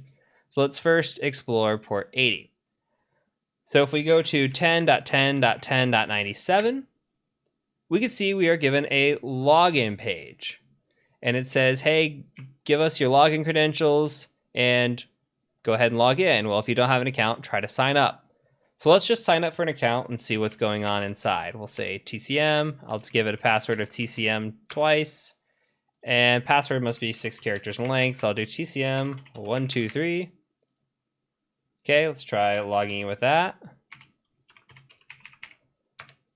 And we can see that we're viewing secure notes for TCM. It looks like we can create some notes, maybe test, and then put a test note in here and save it. Okay, so we've got our test note. We can change our password, we can sign out, and then there's a contact us where you can send a message to this Tyler at secnotes.htb. So this looks like we have a username enumeration here. We can say, hey, at least we know the user's name is Tyler. So that might help us a little bit later on. When I see a login page, I'm immediately thinking some sort of SQL injection exists here. So I'm gonna go try that first. And I might just try something first on the login page, like a click 1 or 1 equals 1, and then something like this, and see if that works, and just use that in both fields. No account found with that username. And we could even try just like a to generate an error here, and it's saying no account found with that username. Okay, so maybe we don't have SQL injection here, or maybe we just run this through something like burp intruder and try to see if we can get some sort of different response to come through. But just for the sake of time and for the sake of this class, we don't have SQL injection on this page itself. Where the SQL injection actually exists is on the sign up page, which would be the next place to try. So when we're doing any kind of web app testing, and this is real world experience here, if we're doing any kind of web app testing, I want to see what kind of malicious items I can dump into these pages and get something back. So I'm looking at if I can maybe create even like a script alert 1, for example, if I'm testing a website. If I'm allowed to make a username like that and then I log in and there's cross-site scripting that pops up, that's not good. Same thing goes for SQL injection. What if I did something like 1 or 1 like this, which is just a common payload? And you again can run through the different payloads and see what works. So you can take something like burp intruder and we can open it up and do an example here where we say, hey, I want to create something, and I'm just going to hit OK. And you should be familiar with Burp Suite by this point, so I'm not going to give you the full walkthrough. But we can start Burp Suite, and we can go ahead and just use something like Foxy Proxy to turn on our proxy. All this is doing, if you've never seen Foxy Proxy before, is going and doing our settings for us, so like our preferences. Typically for Burp Suite, we would have to manually intercept 127.0.01 on 8080. Now, Foxy Proxy just allows us to come in here and say, hey, that's exactly what I want to do with this Burp Suite.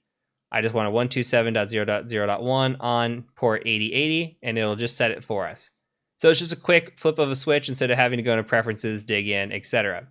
So we can come in here and we can say, okay, I want to do this, and I'm going to do a password and confirm of the same. And I'll just go ahead and intercept this request. You'll see it goes into Burp Suite.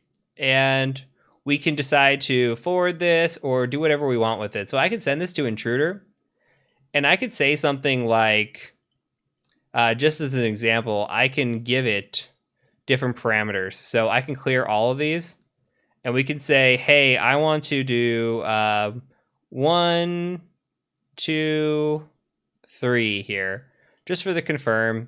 And we'll say, okay, for the payloads, what I want to set all the payloads to is this SQL injection. So maybe I do or 1, or we do like the one we just saw where 1 or 1 equals 1 dash dash dash.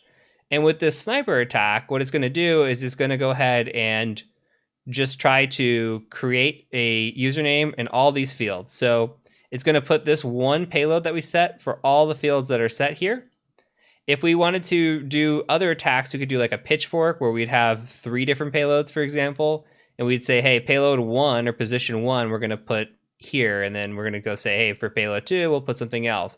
But for this, I just want them all to be the same, so I'm just going to go ahead and do a sniper attack, and then I'm just going to start the attack, and it's going to say, hey, Burp Suite takes its sweet time for this, and that is what it is, because we're on the community edition. So we can look at the response and see what happens.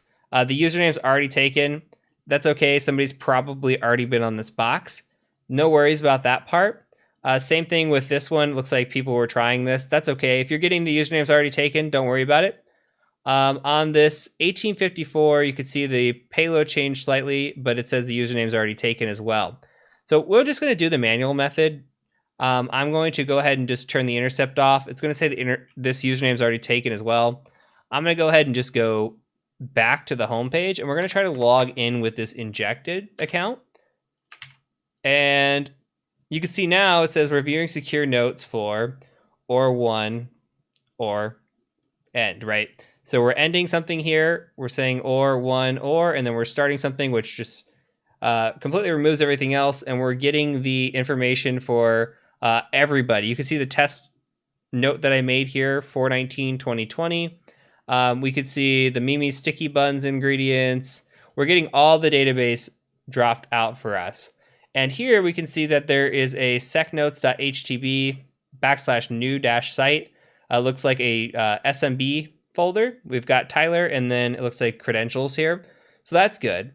And so we've just basically done SQL injection, and gone into this website, dumped these credentials out, and now we can utilize them to try to get a shell on this machine. So what I've gone ahead and done is I'm going to go ahead and try psexec, for example. Just in case you want to know, here's a psexec.py from the inpacket toolkit, psexec.py, and we're just going to say, hey, I want to connect, let's do a -- help, and this is just to prove a point here. You don't have to follow along, and we're going to say, okay, we need a username, password, and then IP address. So I'm going to supply Tyler, and then I'm going to supply the password, which is on this page. And I'm going to put that in quotes. And then I'm going to supply the IP address of 10.10.10.97. I'm going to try to run this. And you're going to see, okay, admin's not writable. He's not an admin. C is not writable. Found a writable share, uploading a file, and it's not able to open it up. It's trying, it's not able to open it up. Sometimes this errors out. I'll give it a second go. But for me, this wasn't working. So this is like a quick win. I'm just thinking, hey, maybe psexec, I can upload some sort of malware, get on the machine, and go. Maybe there's antivirus or something blocking this, or like Windows Defender, something along those lines of saying, nope, you can't do this sort of attack. I'm going to go ahead and block this attack. So we're not getting in here. Other route that we can take is we can go explore the new site and see what's there. So let's go ahead and just try that. We'll say SMB client, and we'll go ahead and just do something along these lines, 10.10.10.97, and we'll say new site, and then we'll just provide a username of Tyler, just like that. It's going to ask for Tyler's password, which is right here. I'm just going to copy that again and paste it here. Okay, and we got in, and let's just do a quick ls.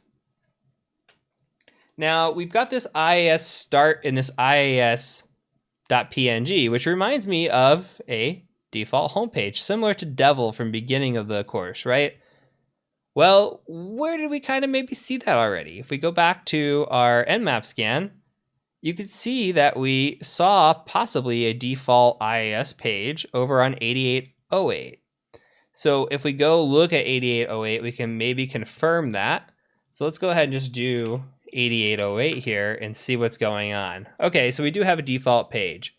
Now, to skip a step, the wheel spinning in your mind, you're probably thinking, well, maybe I could just do a Metasploit payload, try to run that, get it to go with an ASPX. And I tried that as well. It does not work. So we have to think outside the box. Now, something is going in there and deleting things very, very quickly.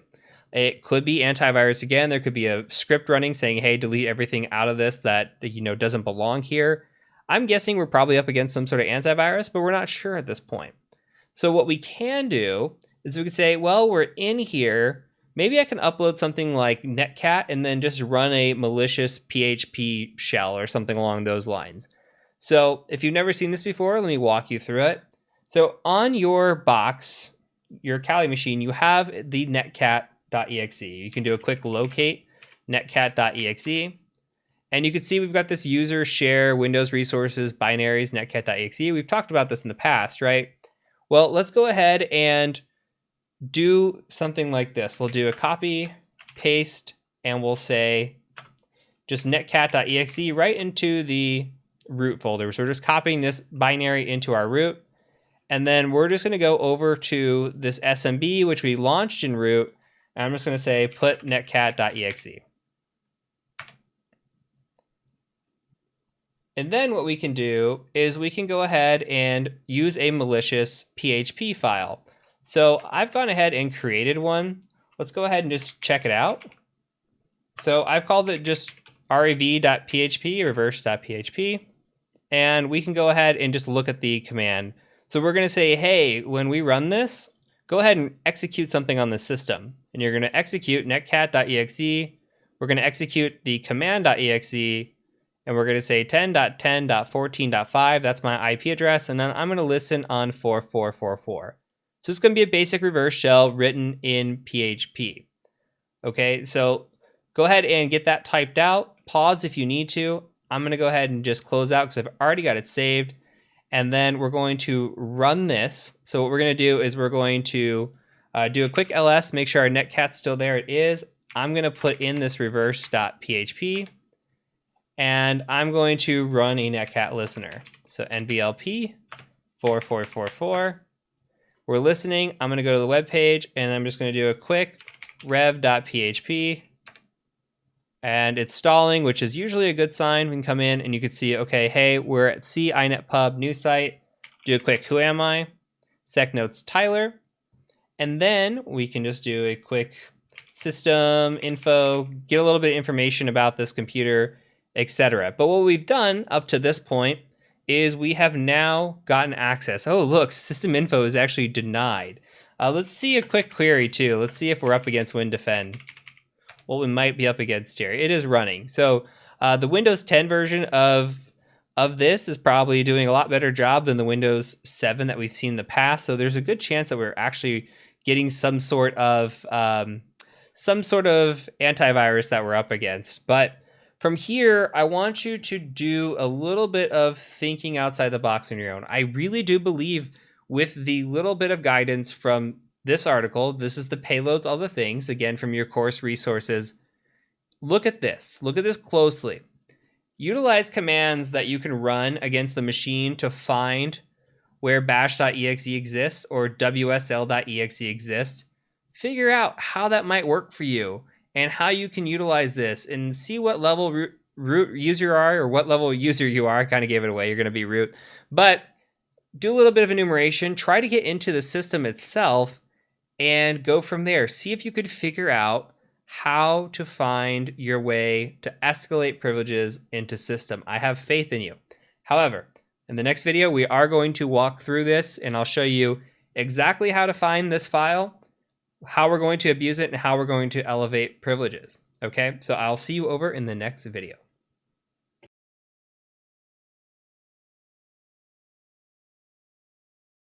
Okay, so here we are. We are ready to figure out this escalation, and we know it has something to do with the Windows subsystem for Linux. Okay, so what can we do with that? Well, we have the little cheat sheet guide. We talked about it. And we know that wsl.exe exists and bash.exe exists. So we could try to find both of those really quick. So if we go to our terminal and we say something along the lines of where we do a -r, r just means recursive, and we're going to look in C, and I'm actually going to expand it to Windows. I think it's hiding in Windows somewhere. And we'll do a bash.exe. Now you could use a find or any other command that you would like against this. This is just how I use it to quickly find it. You can see there is the bash.exe, and we could do another quick one of these where I copy this, and we'll run it against the wsl.exe and see where those are hiding. So let's do a quick one on wsl.exe. And I'm guessing it's in this WinSXS folder as well, because that's where everything else has been related to this Windows subsystem for Linux. So you can see the wsl.exe here. We can go ahead and run pretty much any of these and see what's going on. The bash.exe will bring up a bash command prompt. But remember, we could do something quickly like a who am I on this wsl.exe and see. Now we can do like a quick paste and say who am I, and it should return root. And you can see there it did return root. Now remember, I told you that you can't run this, but if you could, wsl python -c, you could run a Python reverse shell or even a bind shell here and open up a port. However, that's not the method of exploitation here. That's not the true escalation that we're going to do. So let's go ahead and just run the bash.exe and drop into a command prompt here. Well, a Linux terminal, I should say. Okay, so it says TTY name failed, inappropriate. Okay, that's fine. Let's just say who am I, root, hostname, and we're on sec notes. But don't let this fool you. This is just the Linux of sec notes. So we can do a quick uname -a and see what we're on. We're on a Linux machine for Microsoft. So we're on this subsystem for Linux. Now, we are in a non-TTY. So what we need to do is try to elevate or escape here. And we're going to do a quick Python and do a -c. And we'll do import pty. And then we'll do pty.spawn. And we'll go ahead and give it a bin bash. Let's see if that works. Okay, now you can see we have the root at sec notes. Now, if you ever are concerned with TTY escapes, you see something along those lines, you could do a TTY escape, and cheat sheet is usually what I go with on a search. Spawning a TTY shell, this netsec.ws here, is really, really good. You can just come in here, click on it, and you can see here's where the Python command came from. I just did a bash instead of an sh. There's echo. There's all kinds of different options to try to spawn a TTY shell. So now we have a TTY shell. That's great. Now, we haven't done any sort of Linux enumeration in this course because it's a Windows course, but some of the quick things that I like to do when I'm looking is I like to get a lay of the land and just say, hey, what's my present working directory? I'm in root, okay. Or print working directory, do a ls-la, and we can see, okay, well, nothing going on here. We do have a bash history, which we could try to type the history command or just try to cat that out. I always check the history command. That's one of the first things I check when I'm doing any sort of Windows or Linux privesc. I also do like a sudo-l. However, I don't think that'll run here. So I already see something very, very interesting. And this is actually really common. If you're doing sort of like Linux privesc stuff, if you do history, you can see easy wins in history all the time. It's one of the quick wins. Look at this command here, smb client-u, administrator, here's a password, here's a 127.0.0.1, and C. Well, we can run this command. This is it. We win. We're going to get root.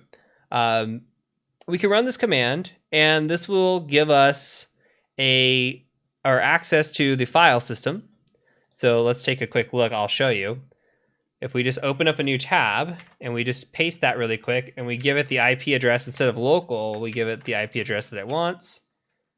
And we just say, what else did it ask for? Anything? C? It wants us to connect to C drive. We can say C.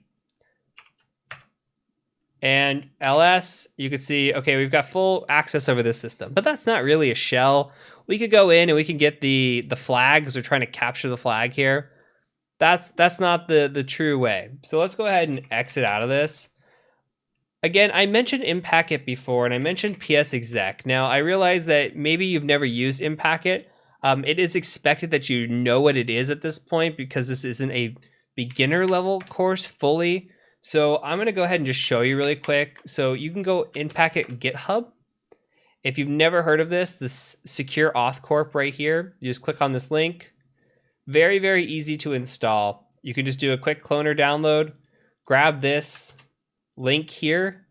I always put this in my opt. So I would go cd/opt. I would say git clone, paste this in here. I'm not going to actually do it because I already have it. Hit enter on that. Then you can cd into your Impacket folder. And you could say pip3 install period, and it'll install it. Now, I think the original calls for pip install. If you're on Kali 2020 or later, you're not going to have pip installed by default because now Python 3 is the way to go. So let's go ahead and imagine you've done all that or you have it ready to go. Let's take these credentials and try to do something with it. Now, we did the psexec before, and we can try it again. I'm going to show you. This is actually very real world. So say you try to do psexec, it's an easy win. You can do administrator, and we can say something along the lines of paste that at 10.10.10.97. Okay. It's going to try to connect. It found the admin writable share. That means we have admin privileges. We can write to the admin share. It's amazing. That's what you want to see, except what do we have happening? Looks like we have some sort of antivirus blocking this again. This is very common. So if I were to see this on an assessment, I'm going to go ahead and try to kill this, and maybe we can just do something else. So there's a few different execs. There's an SMB exec, which does very similar thing, gives us kind of a half shell. So I'll try a SMB exec here. Another one is called WMI exec. I always try all three. You never know where you're going to get lucky. And now you're in this semi-interactive shell. So you could say, who am I? And you're going to return authority system. So we are system on this machine. We do have a full shell. We have full control. we can utilize the netcat that we found, go spawn a quick reverse shell and get another shell on this if we want something fully interactive as opposed to the semi-interactive. But at this point, this is full ownage of this machine. So I hope you were able to take it this far. If you weren't, that's okay. You're in this class to learn. So keep challenging yourself as we go through these challenges. The challenges are going to get a little bit harder as we go, up until we get to the lab section of our course and then into the capstone. So from here, we're just going to keep doing walkthroughs, and we're going to try to build up that mentality of how to do enumeration, and you'll have a little bit of hints to kind of go along with it. And then you'll build it all up as we go. So keep challenging yourself. If this is a struggle, that's absolutely okay. But I will see you in the next section where we're going to be covering impersonation attacks. And this is some of my favorite. Gets down to real world in some of this. And we're going to do one of my favorite hack the box machines as well. So I will see you guys in the next section.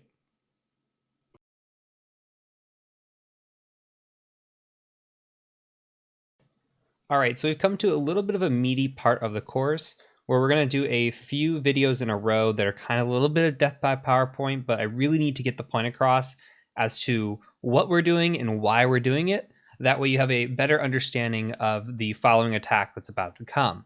So this first part of the videos are on token impersonation, which if you've done the other Udemy course, you've seen this in the Active Directory portion. And this is a very, very real thing that we see on assessments, and you're going to see how it comes into play when it comes attack time. But I'm going to show you a quick overview. We'll talk about token impersonation, and then we'll start talking about the different privileges you might see in a machine and the potato attacks. So token impersonation, what are tokens? So tokens are basically like cookies for your computer. They are temporary keys that allow you to have access to a system or a network without having to provide credentials each time you access a file. So there are two types. There's a delegate token and an impersonate token. Now, the delegate token is what we're going to see most often. You're looking for somebody logging into a machine or even like remote desktop. But say you have a situation where you're sitting at a computer and somebody comes over and switches user and they log in as a user. Well, they're leaving a token behind just as you're leaving a token behind. An impersonate token uses a script more than that interaction. So like attaching a network drive or domain logon script, those are a little bit different. You don't see them as much. So we see a lot of delegate tokens, and you're going to see an example here as to why that's going to be bad. But just think of somebody like a domain admin logging in or help desk logging into a computer and just leaving a token behind. Who knows when that computer is going to get rebooted, and that's the only time these tokens go away. So let's take a look at why this is bad. So here is an example from a lab that I had set up where we have a regular user named Frank Castle. And we load this tool called Incognito, which you're going to see here in just a little bit. And this is part of Meterpreter. We list the tokens out and we say, hey, I have Frank Castle here and I want to impersonate Frank Castle. So we just say impersonate token. I'm impersonating Frank Castle. If you go into a shell, you are this user. So we say, who am I? Frank Castle. Okay. Well, let's try to run Mimikatz. And we're going to run Mimikatz, which is going to attempt to dump the LSA off of the domain controller here, which is this hydra.marvel.local. All we're doing is something really malicious where we're trying to dump all the hashes from the domain controller. Well, this person's not a domain admin, so we're getting access is denied. However, what if a domain admin token was available, or an administrator token, or a system token?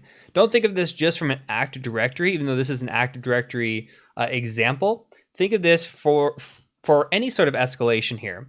If you see an administrator token when you go list all tokens, and you say, hey, I want to impersonate this token, guess what? You can drop into a shell, and now you are the administrator. And you own everything. From an Active Directory perspective, if you can run Mimikatz remotely, you can dump the LSA and you can get very sensitive hashes, including the Kerberos hash, which allows you to create golden tickets and do a lot of nasty, nasty things in the network. So going back just a little bit here, remember, we're looking for any sort of token that's available to us. So if we see the administrator token and we elevate into that token, we are the administrator, we control that machine, it's game over. So that's what token impersonation is, and it's really, really bad and does show up in the real world. So in the next video, we're going to look at the getprivs command and the whoami/all command and look at some of the different privileges that you might see on a system and how they can relate to being bad. And then this is all going to tie together in the third video when we talk about potato attacks. So I will catch you over in the next video.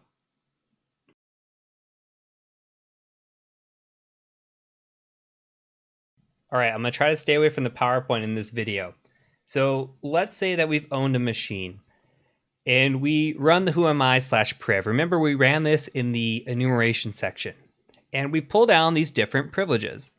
And you can see kind of a description that comes back. This is an example if we are on just a regular shell where we've dropped into a shell, whoami/priv, pull down privileges. And we can see some of these. Some of these really, okay, if we have the ability to shut down a system, here we don't. Can we move a computer from docking station? We don't have that privilege either. So some of these are just like, okay, I don't see the escalation here, and that's probably because there isn't really an escalation. Change the time zone, etc. But there are some of these that are bad, like this impersonate privilege. Now, think about what impersonate is. Token impersonation? Yes, you got it. So impersonate's one of the bad ones. This change notify could be one as well, bypass traverse checking. There's a few in here that are bad. Now, just as another example, I can bring up the interpreter version of it, which is just getprivs. And you can see we've got the same kind of things in here. Just shows you the privileges from a different perspective, and it just says SE change notify privilege. So you can see what privileges are enabled on this system. Now, there are several that can be malicious. Now, of course, I'm going to come back to our payload, all the things, and show you some of these impersonation privileges. So if you're interested, this is where it's at. This tells you a little bit more about it and how they are important. There's also if you click on this right here, priv to admin, there's a list of all the different types of privileges and how they can be escalated or potentially escalated, or if they're even worth escalating. So this is a great resource as well. But here are the key common ones. And I'm not going to cover all of these in depth, but let's talk about them. Now, SE assign primary token. This is the same thing as the impersonate. You'll see that impersonate's actually not on this list, but it's the same thing. And look, it says, this allows us to impersonate tokens and priv S to the NT system using tools such as potato, rotten potato, and juicy potato. A little bit of foreshadowing, potato attacks, all right? Backup, if we can perform backup, we can read sensitive files. Create a token, we can create tokens. Okay, and it kind of tells you just along the lines of what we're capable of doing here. If we have debug, we can duplicate the LSAS. That's pretty good. The restore as well, and SE take ownership is another big one, where you can take ownership of a file. So that's also one if you see this enabled. Really the one that we're looking for is this SE assign primary token or SE impersonate. So if you see that running, immediately just think, hey, I might have a potato attack here. So in the next video, we'll talk about what these potato attacks are and how they're important. I just want to get your wheels spinning right now on these different privileges that allow us to escalate. Okay, so this focus for this segment is going to be the assign primary token, or again, that impersonate privilege, okay? So SE impersonate. So let's go ahead and move on to the next video where we talk about potato attacks, what they are, and then we're going to move on to our box and see how we can exploit using potato attacks.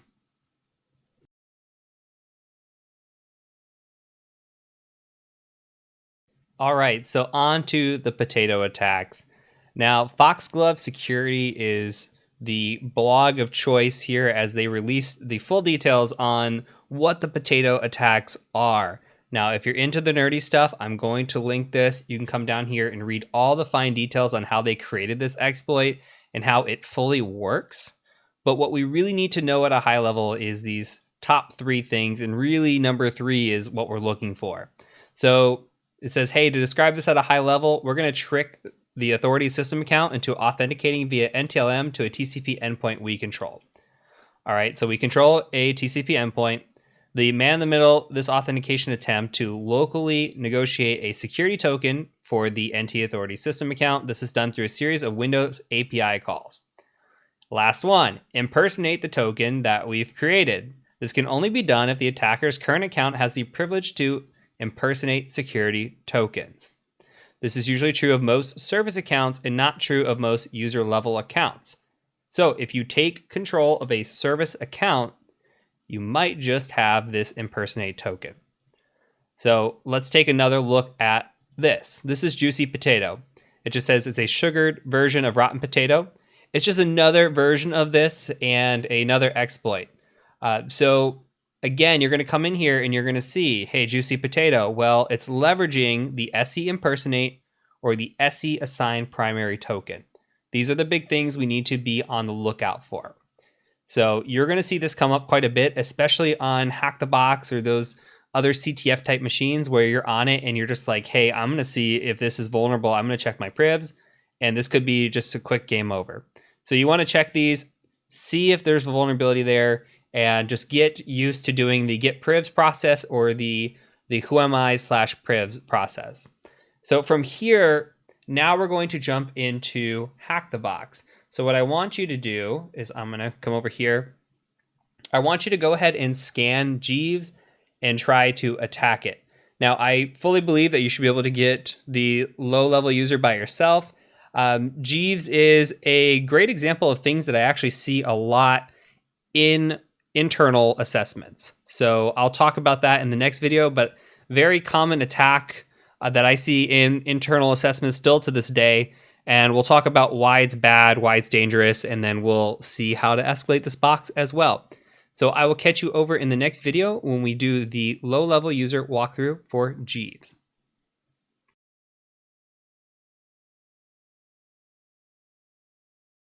All right, let's take a look at our Nmap results. So we've got port 80 open for HTTP, and we've got port 50,000 open also for HTTP, and then we've got RPC and SMB open.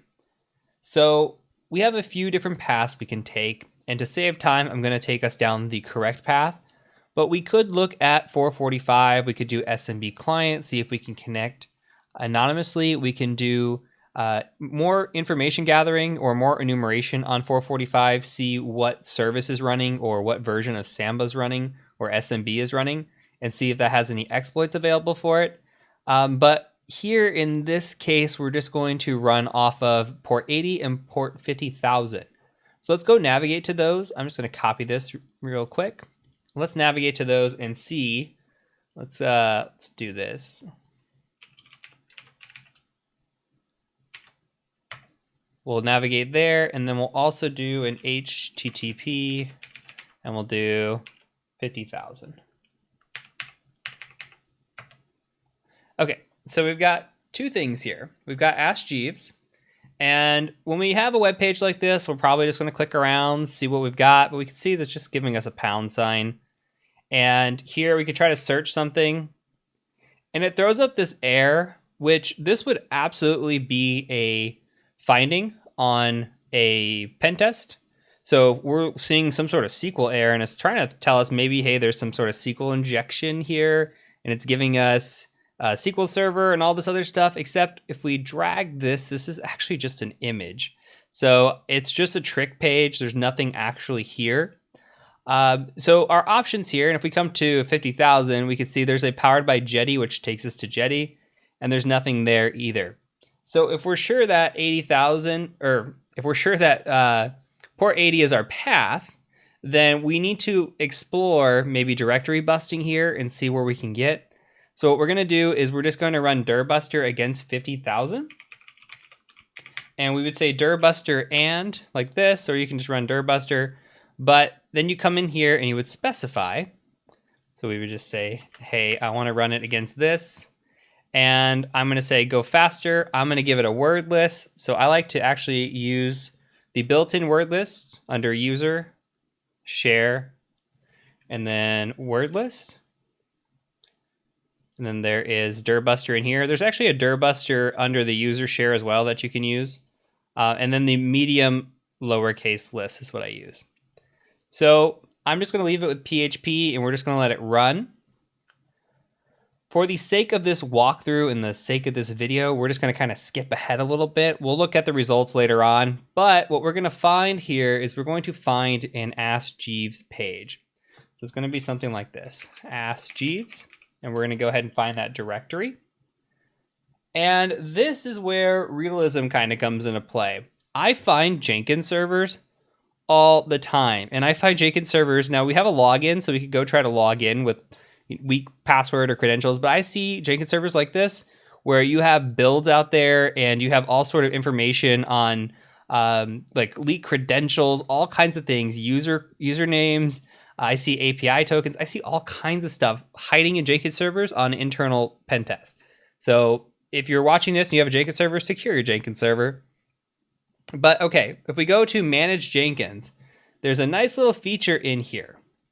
And that is the script console. Now, Jenkins is very well known for having a script console in here. And I'm going to go ahead and just hit cancel on this.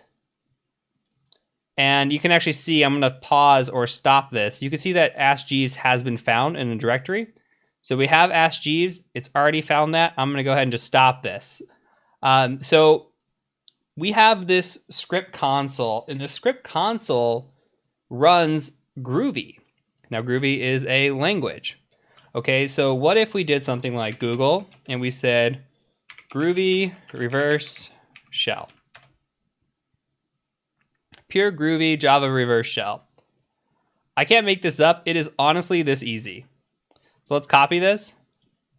And this will allow us to get a reverse shell with Jenkins. So please don't have your script console open because this is just nasty.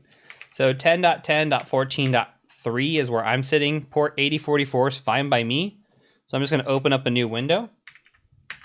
And I'm going to say netcat mvlp 8044. And I'm just going to run this. And boom. It's that easy. It's really that easy. So watch out for your Jenkins instances again, and if you're a pen tester, look for those because they are valuable resources. So here we are on this machine, and I'm going to kind of do a little bit of the enumeration now, and then we'll move on in the next video and we'll actually do the escalation. So if we're on this machine, the first thing I want to do is I want to just say, who am I? Right? Okay, we are, who am I? And we are this Jeeves Kosuke. I don't know how to say it. We could do the quick who am I /priv, since we know that's kind of what we're looking at this point, and you kind of already know because of the section where we're going to go on this path. But we could see here that the impersonate privilege is enabled. So our wheels should start spinning. Hey, impersonate privilege, maybe I've got something here. So what we're going to do is we could also pull down, just to show you, we could pull down system info and save this out to a file and run our Windows privilege checker, right? So I can come here, copy this, and then let's just go ahead and say, let's actually, here, let me do this. We'll go to a new tab here, and I'll just say gedit sysinfo.txt, even though I've already got this in here, paste, and save. And then I don't ever remember the command because it involves a little bit of stuff, so I just type in history, and then I say grep Windows exploit suggester, and I just copy one of these. So we'll just say Windows exploit suggester, and then it's got your database that you used last time when we were doing this through the enumeration section. And I'm going to paste it in here, and it's going to run this, and we're going to see what sort of things come up. So I'll make this a little bit bigger for here. And if we scroll through this, there's a lot of different things, right? But the hot potato comes up. Rotten potato comes up. Tater comes up. These are all potato attacks. So if you're seeing this, this is one of the easiest ways to get escalation on a system. We have things for Internet Explorer, but those aren't really, Microsoft Edge, those aren't really what we're after here. If I see a potato attack, I'm going to try that first. So it's something to be thinking out and thinking for, but I mean, you have all kinds of attacks here. So this is something that you should run pretty much right away and see what you can get. You could also drop WinPs on this machine and run WinPs, see what that pulls back. It's going to pull back a lot of the same. So don't be afraid to look through some of these, see where you can get escalation. Now, the other thing that we're going to do, because we're doing a potato attack, is we're going to run Metasploit for this one. This is the most common and easiest way to do it. So that's how we're going to perform it. We're going to go through and we're going to go ahead and just get a Metasploit shell really quick. So all I'm going to say is msf console. and we're going to do a web delivery. So we're going to go ahead and just say use exploit multi-script web delivery. And here's how we're going to set this up. We're going to say options. And we have targets down here. We can go ahead and show targets. We're not going to use Python unless Python was on the machine. We're just going to go ahead and go for PowerShell because this is going to give us a PowerShell command to run, and it's going to run it for us. So we're just going to go ahead and say set target 2. And then we're going to have to change the payload because the payload is also Python. Now I'm going to set this payload to Windows Meterpreter reverse TCP. And why am I doing that? I'm doing that because I tried x64 on this when I went through this the first time, and it did not work. So x64 does not work. We're actually going to have to just get a lower level shell and go from there. So we're going to get an x86 shell, and if we need to migrate, we will. But for now, let's just go ahead and do this, and then we're going to set the L host. So my L host is 10.10.14.3, and my server host is going to be 10.10.14.3 as well. If we type options one more time, we should have all the settings set. So server host is set, our L host is set, our payload is set, and our exploit target is set to PowerShell. And I'm just going to run this. And it's going to give us this PowerShell command to run. The job is already started in the background, so we don't have to worry about anything. And then all we got to do is come into here and just paste this. Hit enter. And hopefully the magic works over here. Okay, it's starting to fire. We should get a shell. There we go. So now we'll just type in sessions1 and open up our session. And here we can do a quick get UID, see we're the same user. We could do the sysinfo and see that we are x86 on 64 architecture, so we might need to migrate. And we can also do a get privs. We could say, hey, what get privs do we have? So this is the Meterpreter way of doing it. Again, we see this impersonate privilege. This is what we're after. Now, we could run the post that allow us, post multi recon, and then local exploit suggester, just like that. And this is going to do that same type of checking. It's going to see what's available to us. And you're going to see that there are a couple of built-in potato attacks as well. So let's go ahead and let this run really quick. Actually, what we'll do is let this run. We'll stop the video here. And we'll go ahead and move on in the next video, and we'll actually start the escalation process. So take a look at what's here. You can see Juicy. This is a potato attack. Reflection, also potato attack. So 2 potato attacks right here. Go ahead, pause now. Meet me in the next video when we actually start working on the escalation. So I'll catch you over in the next video.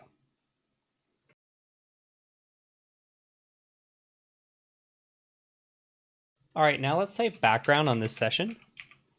And we should still be in our MS16075 reflection. So quick pause after I recorded this. I realized that I went through this on my own once and was already in this reflection.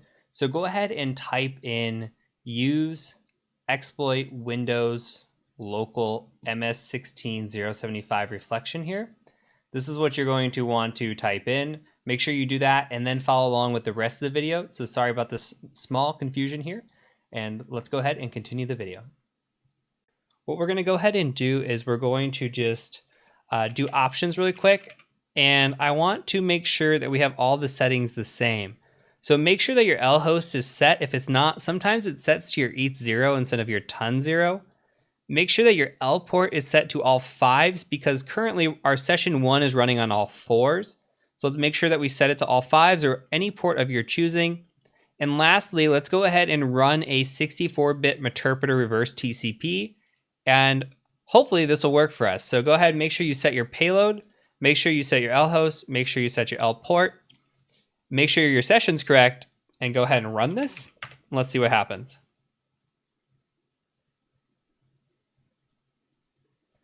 Okay, and we get a Meterpreter session. Beautiful. Now let's load incognito. Let's list out our tokens. And you can see now we have the impersonate token. So here we go. I'm going to copy this and we're just going to say impersonate token, and I'm just going to paste this like this.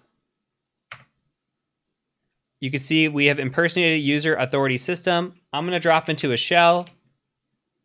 Okay, and then I'm going to CD over, we could say, who am I real quick?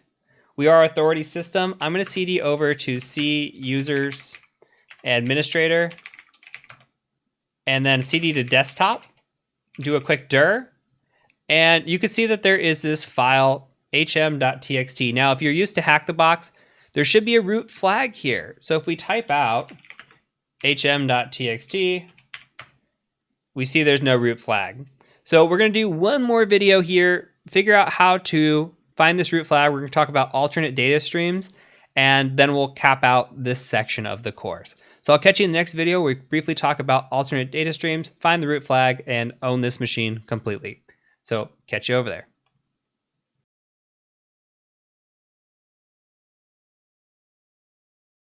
All right, let's talk about alternate data streams. I actually think this is super important. So what's an alternate data stream? Well, there's a great blog out there by Malwarebytes that kind of helps explain it, and I'll link it in the course resources. Basically, you have two types of data streams. You have a primary or a regular data stream, and then you also have a secondary or alternate data stream. And this goes into a lot of detail on data streams, how to retrieve them, what you're looking for, etc. What we need to know is your regular data stream is like your primary text inside of a file. That's considered your primary data stream. Your alternate is a way to hide information within a file. So we can hide data, okay? So let's take a look at how data actually is hidden here. So we did a dir and we see, okay, the hm.text is here, but we could take a deeper look. It says look deeper, so let's do that. We can do a dir/r like this.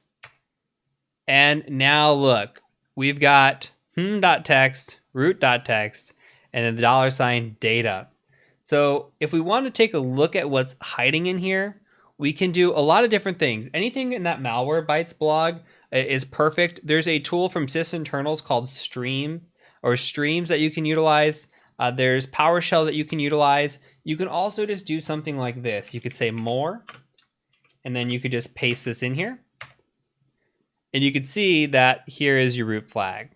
So always be cautious of an alternate data stream. This is a way to hide information and something to know about. So I thought this one was really cool. Just wanted to throw it out there. You might see this show up sometime on a capture the flag or some sort of hack the box or any sort of machine like that. Really neat trick. So make sure you're aware of this and just keep in your notes. So that's it. In the next section, we're going to go ahead and talk about getsystem briefly, and then we're going to move on and start talking some even more Privesc. I'm really excited about it. So catch you over in the next section.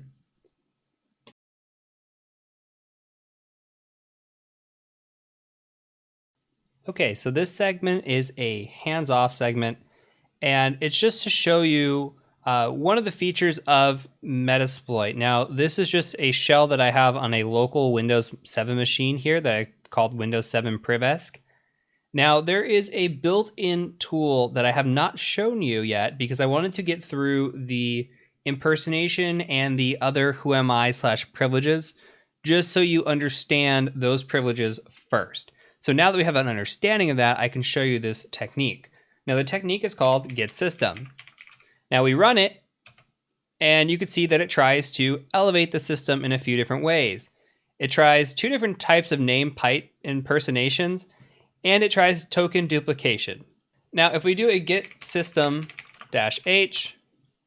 it tells you, hey, you can run this and run all three as 0, or we can do a -t and run 1 or 3 or 2 or however we want to do this.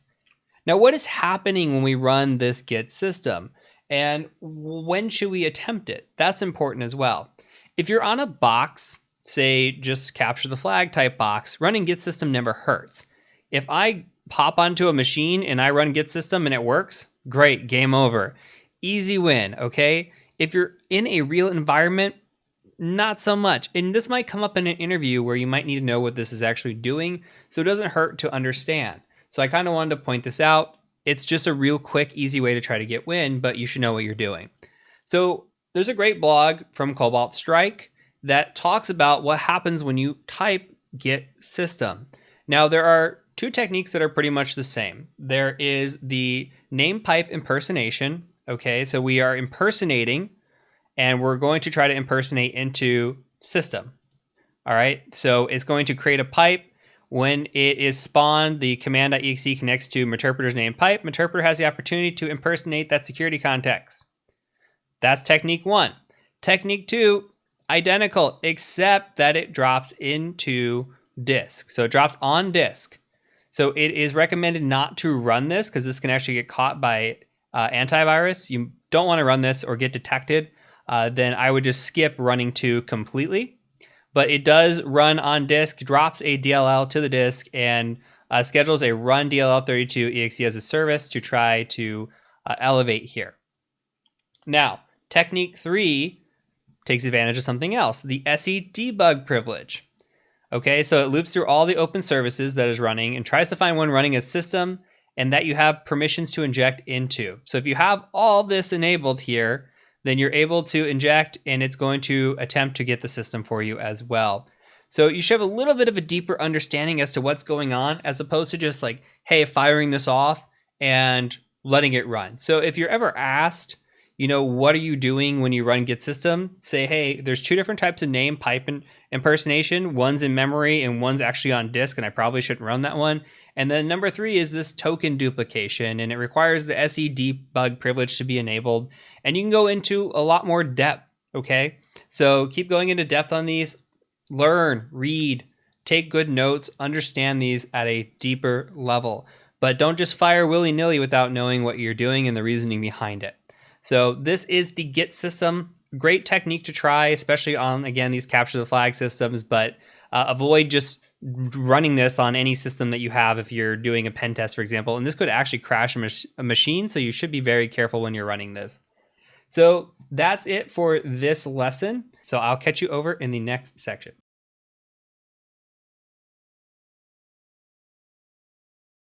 All right, in this section, we're going to be exploring the RunAs command. Now, this is absolutely something you should be checking for when you log on to a Windows machine as a low-level user. What the RunAs command does is it allows us to run a command as somebody else. So in this instance, we're going to be using RunAs as the administrator. So we're going to do that on the box that you're going to be seeing here soon. So it's going to be our privs technique. And let's go ahead and talk about that. So on Hack the Box, we're going to be utilizing the box of access, which is at 10.10.10.98. So go ahead and start that and get your scan going.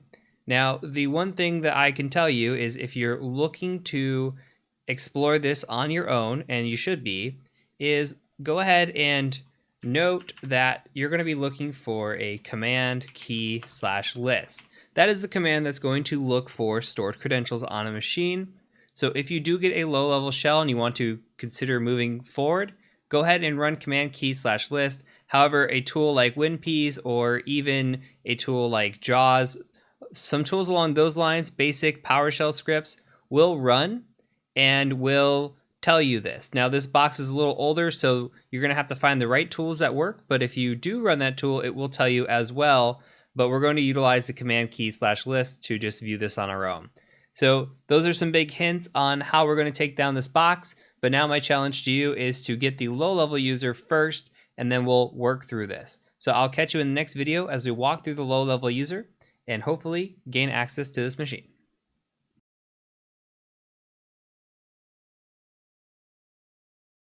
So here we are, we have our Nmap scan back, and we have 3 ports open. We've got FTP, we've got Telnet, and we've got HTTP. That's it. So we can go out really quick to the interwebs and see if HTTP has anything for us. So I'll just create a new tab, hit enter, and we've got this megacorp. That's it. We've got this page here. You can view the source and see if there's anything here. I've got it selected. Sorry, view the page source. There's nothing really here. If there is an exploit this way, we're going to have to look into either what's running on the back end. Here we can see IIS 7.5, Windows Server. Maybe there's directory busting we need to do, etc. But we're going to explore the other paths first. So what I'm going to do is I'm going to open up a new tab, and I'm just going to see if FTP is open. So we'll FTP to this machine, and I'm going to try anonymous login. And the only other option is we could try logging in with Telnet and seeing if we can get in that way. But here we have anonymous login, so I'm going to go ahead and just say ls. And we can see we've got a backups and an engineer folder here. So I'm going to switch over to binary. When we go into FTP, we are typically in ASCII by default. Now, we have transfer issues sometimes with ASCII, so it's always good to just switch to binary when you're transferring files. Now, we can't do the recurse on. I actually tried that, and it's saying, hey, invalid command. So we're just going to go into both of these, and we're just going to grab the files that are in them. So if we ls, there's a backup.mdb. So we could say get backup.mdb, just like that. It'll grab the file. And then we're going to do this again for the other files. So we'll cd, and then we're going to go into cd engineer, ls, and we're going to grab this access control. So we'll just say access control.zip, just like that. And now we have both of those. So let's go ahead and explore what we just grabbed. If I go to my files and my downloads, I've got this access control.zip, and I can see that there's a PST here, which is a email file, right? So this is commonly associated with something like Microsoft Office, but it doesn't have to be. Now this can be opened with other tools. Same thing with this MDB. This is a access database or a database. Now, the way I'm going to access these here coming up is going to be using Microsoft Office. However, there are alternatives, and I will present those to you. They are not installed on Kali. You'll have to take that your own path. So what you can utilize is you can utilize to read this backup file here. You can utilize a tool called, and I'll type this out for you. So you can utilize a tool called mdb-sql and just run it against backup.mdb. And then you can also use a tool for the PST of read PST. So those are the two tools that you should use if you want to use it in a complete Linux format. Otherwise, as long as you have access to opening these files, you should be okay. So what I've done is I've taken these files and I've moved them over, and I'm just going to show you what they look like opened up. So let me open up the access database, which is the backup database. I'm going to bring this over. And you're going to see there's a bunch of tables in here. Now, you have to kind of enumerate through these tables and see what you can find. But if we scroll through, there is the auth user table here. And it gives us a few different categories. It gives us a username, password, last login, etc. Now, we have admin, admin, backup admin, admin, and then we have engineer and access for you at security. So I'm going to copy this password.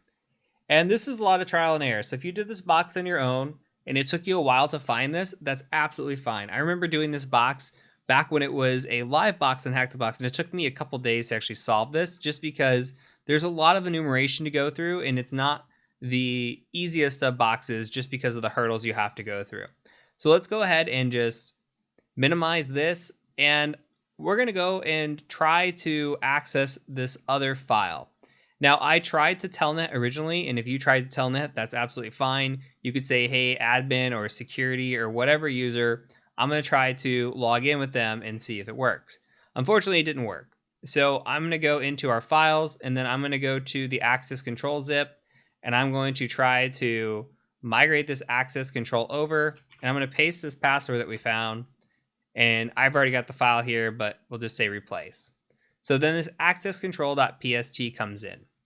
I've gone ahead and loaded that access control PST into Outlook, and I've just grabbed the file. So here is the email. There's one email that was sitting in there from john@megacorp.com to security@accesscontrolsystems.com. And it says the password for the security account has been changed to this password.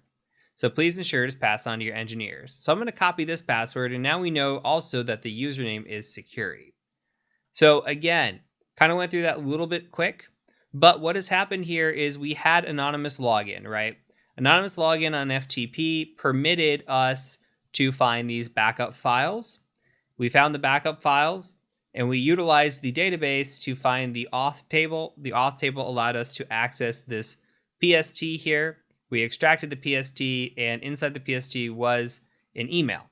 So this box is called access. It's just a hint that we had to use access to actually access. That's fun to say.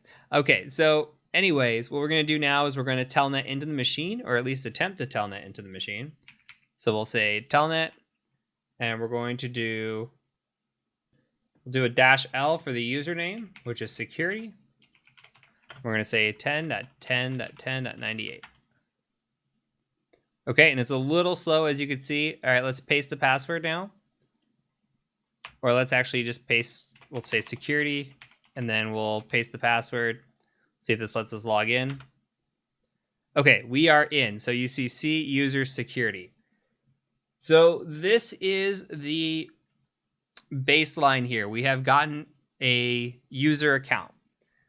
All we want to do in this escalation attempt for moving forward is we want to be able to get a shell. So this is your challenge for the next video. We want to get a complete shell. We want to take that shell and we want to do the enumeration of the credentials. So we're going to try to find that command key /list. In order to run that, we need a full C shell. And then we'll go ahead and see if we can't download the root.txt. That is really the challenge here. We're not going to try to escalate, as I feel like that's going to be out of the scope of this course. At least the escalation into the administrative account is going to be out of scope, but the save as is very, very in scope for the escalation here. So we're going to go ahead and try to utilize the save as to grab the root.txt off of the administrative desktop. Okay, so I will see you guys in the next video as we try to achieve that.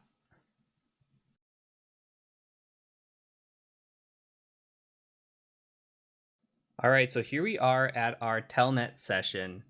Now, when we spoke in the last video, we talked about the command key /list being the big hint of what we need to do. And when we talk about methodology, this is just another tool to add to your toolkit. From here, there's a lot of different paths that we can take.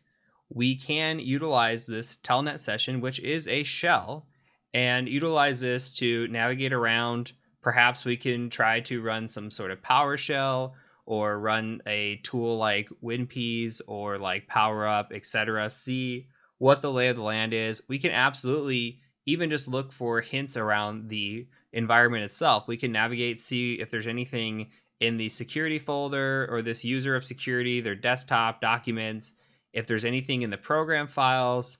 We're going to do our due diligence and kind of just work down a checklist. And that's the point where we're at, is we're just working down a checklist. So even though I show you the escalation path here, it's just to show you a tool for your toolkit. So keep this in mind. Again, from the very first or second video, I told you to take good notes. Add this to your notes. Okay, so what we're looking at is a command key /list. If I could type, command key /list. And you're going to see here that we have currently stored credentials of the target of access administrator. So that's great. And we have a domain password stored. So we're going to use a tool called RunAs.exe, which is built into Windows. Now I'm going to copy a command because you just saw what happened when I fat fingered this, and I fat finger all the time. So I'm going to copy the command, and then you can just copy this as well while I'm speaking about it. So what the command is we're going to run system32 runAs.exe, and we're going to say, hey, I want to use the user access administrator. And with this user of access administrator, I want to run the save cred. Save cred is just, hey, I'm going to use the save credentials that are here for me. We're going to run command.exe, a /c, and then we're going to just copy over the root.txt. We're going to type it out. This is basically like an echo command. We're going to type out the command and drop it into the security folder of root.txt. Now, there's a lot of different ways that we can do this. We could say, hey, I want to run command.exe and just run a copy, and we can copy the file over. So we have options, right? So the type command is just one way of doing this. Now, we're using full paths here. There's a chance that we could just use runas.exe and command.exe, but it's always good to just practice with using full paths in case the path isn't there. So if you were to come in here and try this and it doesn't give you any inclination in whether or not it's working or not, or whether or not the RunAs is working at all, then you might lose your mind and say, I'm sure this is it, but maybe there's a different path out there, and just abandon ship. So you don't want to do that. You want to make sure that you call the full path just to be safe. So here we are. If we hit enter on this and we just now type in dir, you can see we've grabbed this root.txt. And we could prove concept by just doing a type here. If we say type root.txt and see if this works on the admin, we should get access denied. So access is denied. But now we've copied that file. Why? Because we're acting as the administrator on this machine. And that's really the big takeaway, is if you have the ability to run as, you have a lot of flexibility. You can run different commands. We ran a command.exe with a /c. Imagine the flexibility and types of commands that you can run. Just because we did a type here, or we could do a copy, doesn't mean we can't do other commands here that could be beneficial to us. So hopefully that gets your wheels spinning as to how powerful this is. You could think of this just as like a sudo command. I'm going to run sudo as this user. So if you're familiar with Linux, same thing. We're running as a user. The only benefit here is we don't have to have the credentials. They're stored for us. So that's super nice. So that's it for this lesson. I'll catch you over in the next section.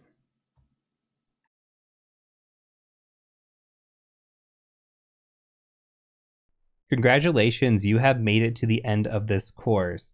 So again, just to recap, this was the first 3 or so hours of this 7-hour course. If you come through and you want to purchase it, you have the ability to come through and learn much more, including registry attacks, executable files, startup applications, etc., etc. All this material is included in the course purchase. And again, even if you don't purchase, if you like the video, please do drop a like. Please consider subscribing to the channel. We do drop full course videos quite often, along with other hacking related and cybersecurity related materials. So we'd love to have you as a subscriber. With that being said, my name is Heath Adams, and I really thank you for joining me through this course. Until next time, peace out.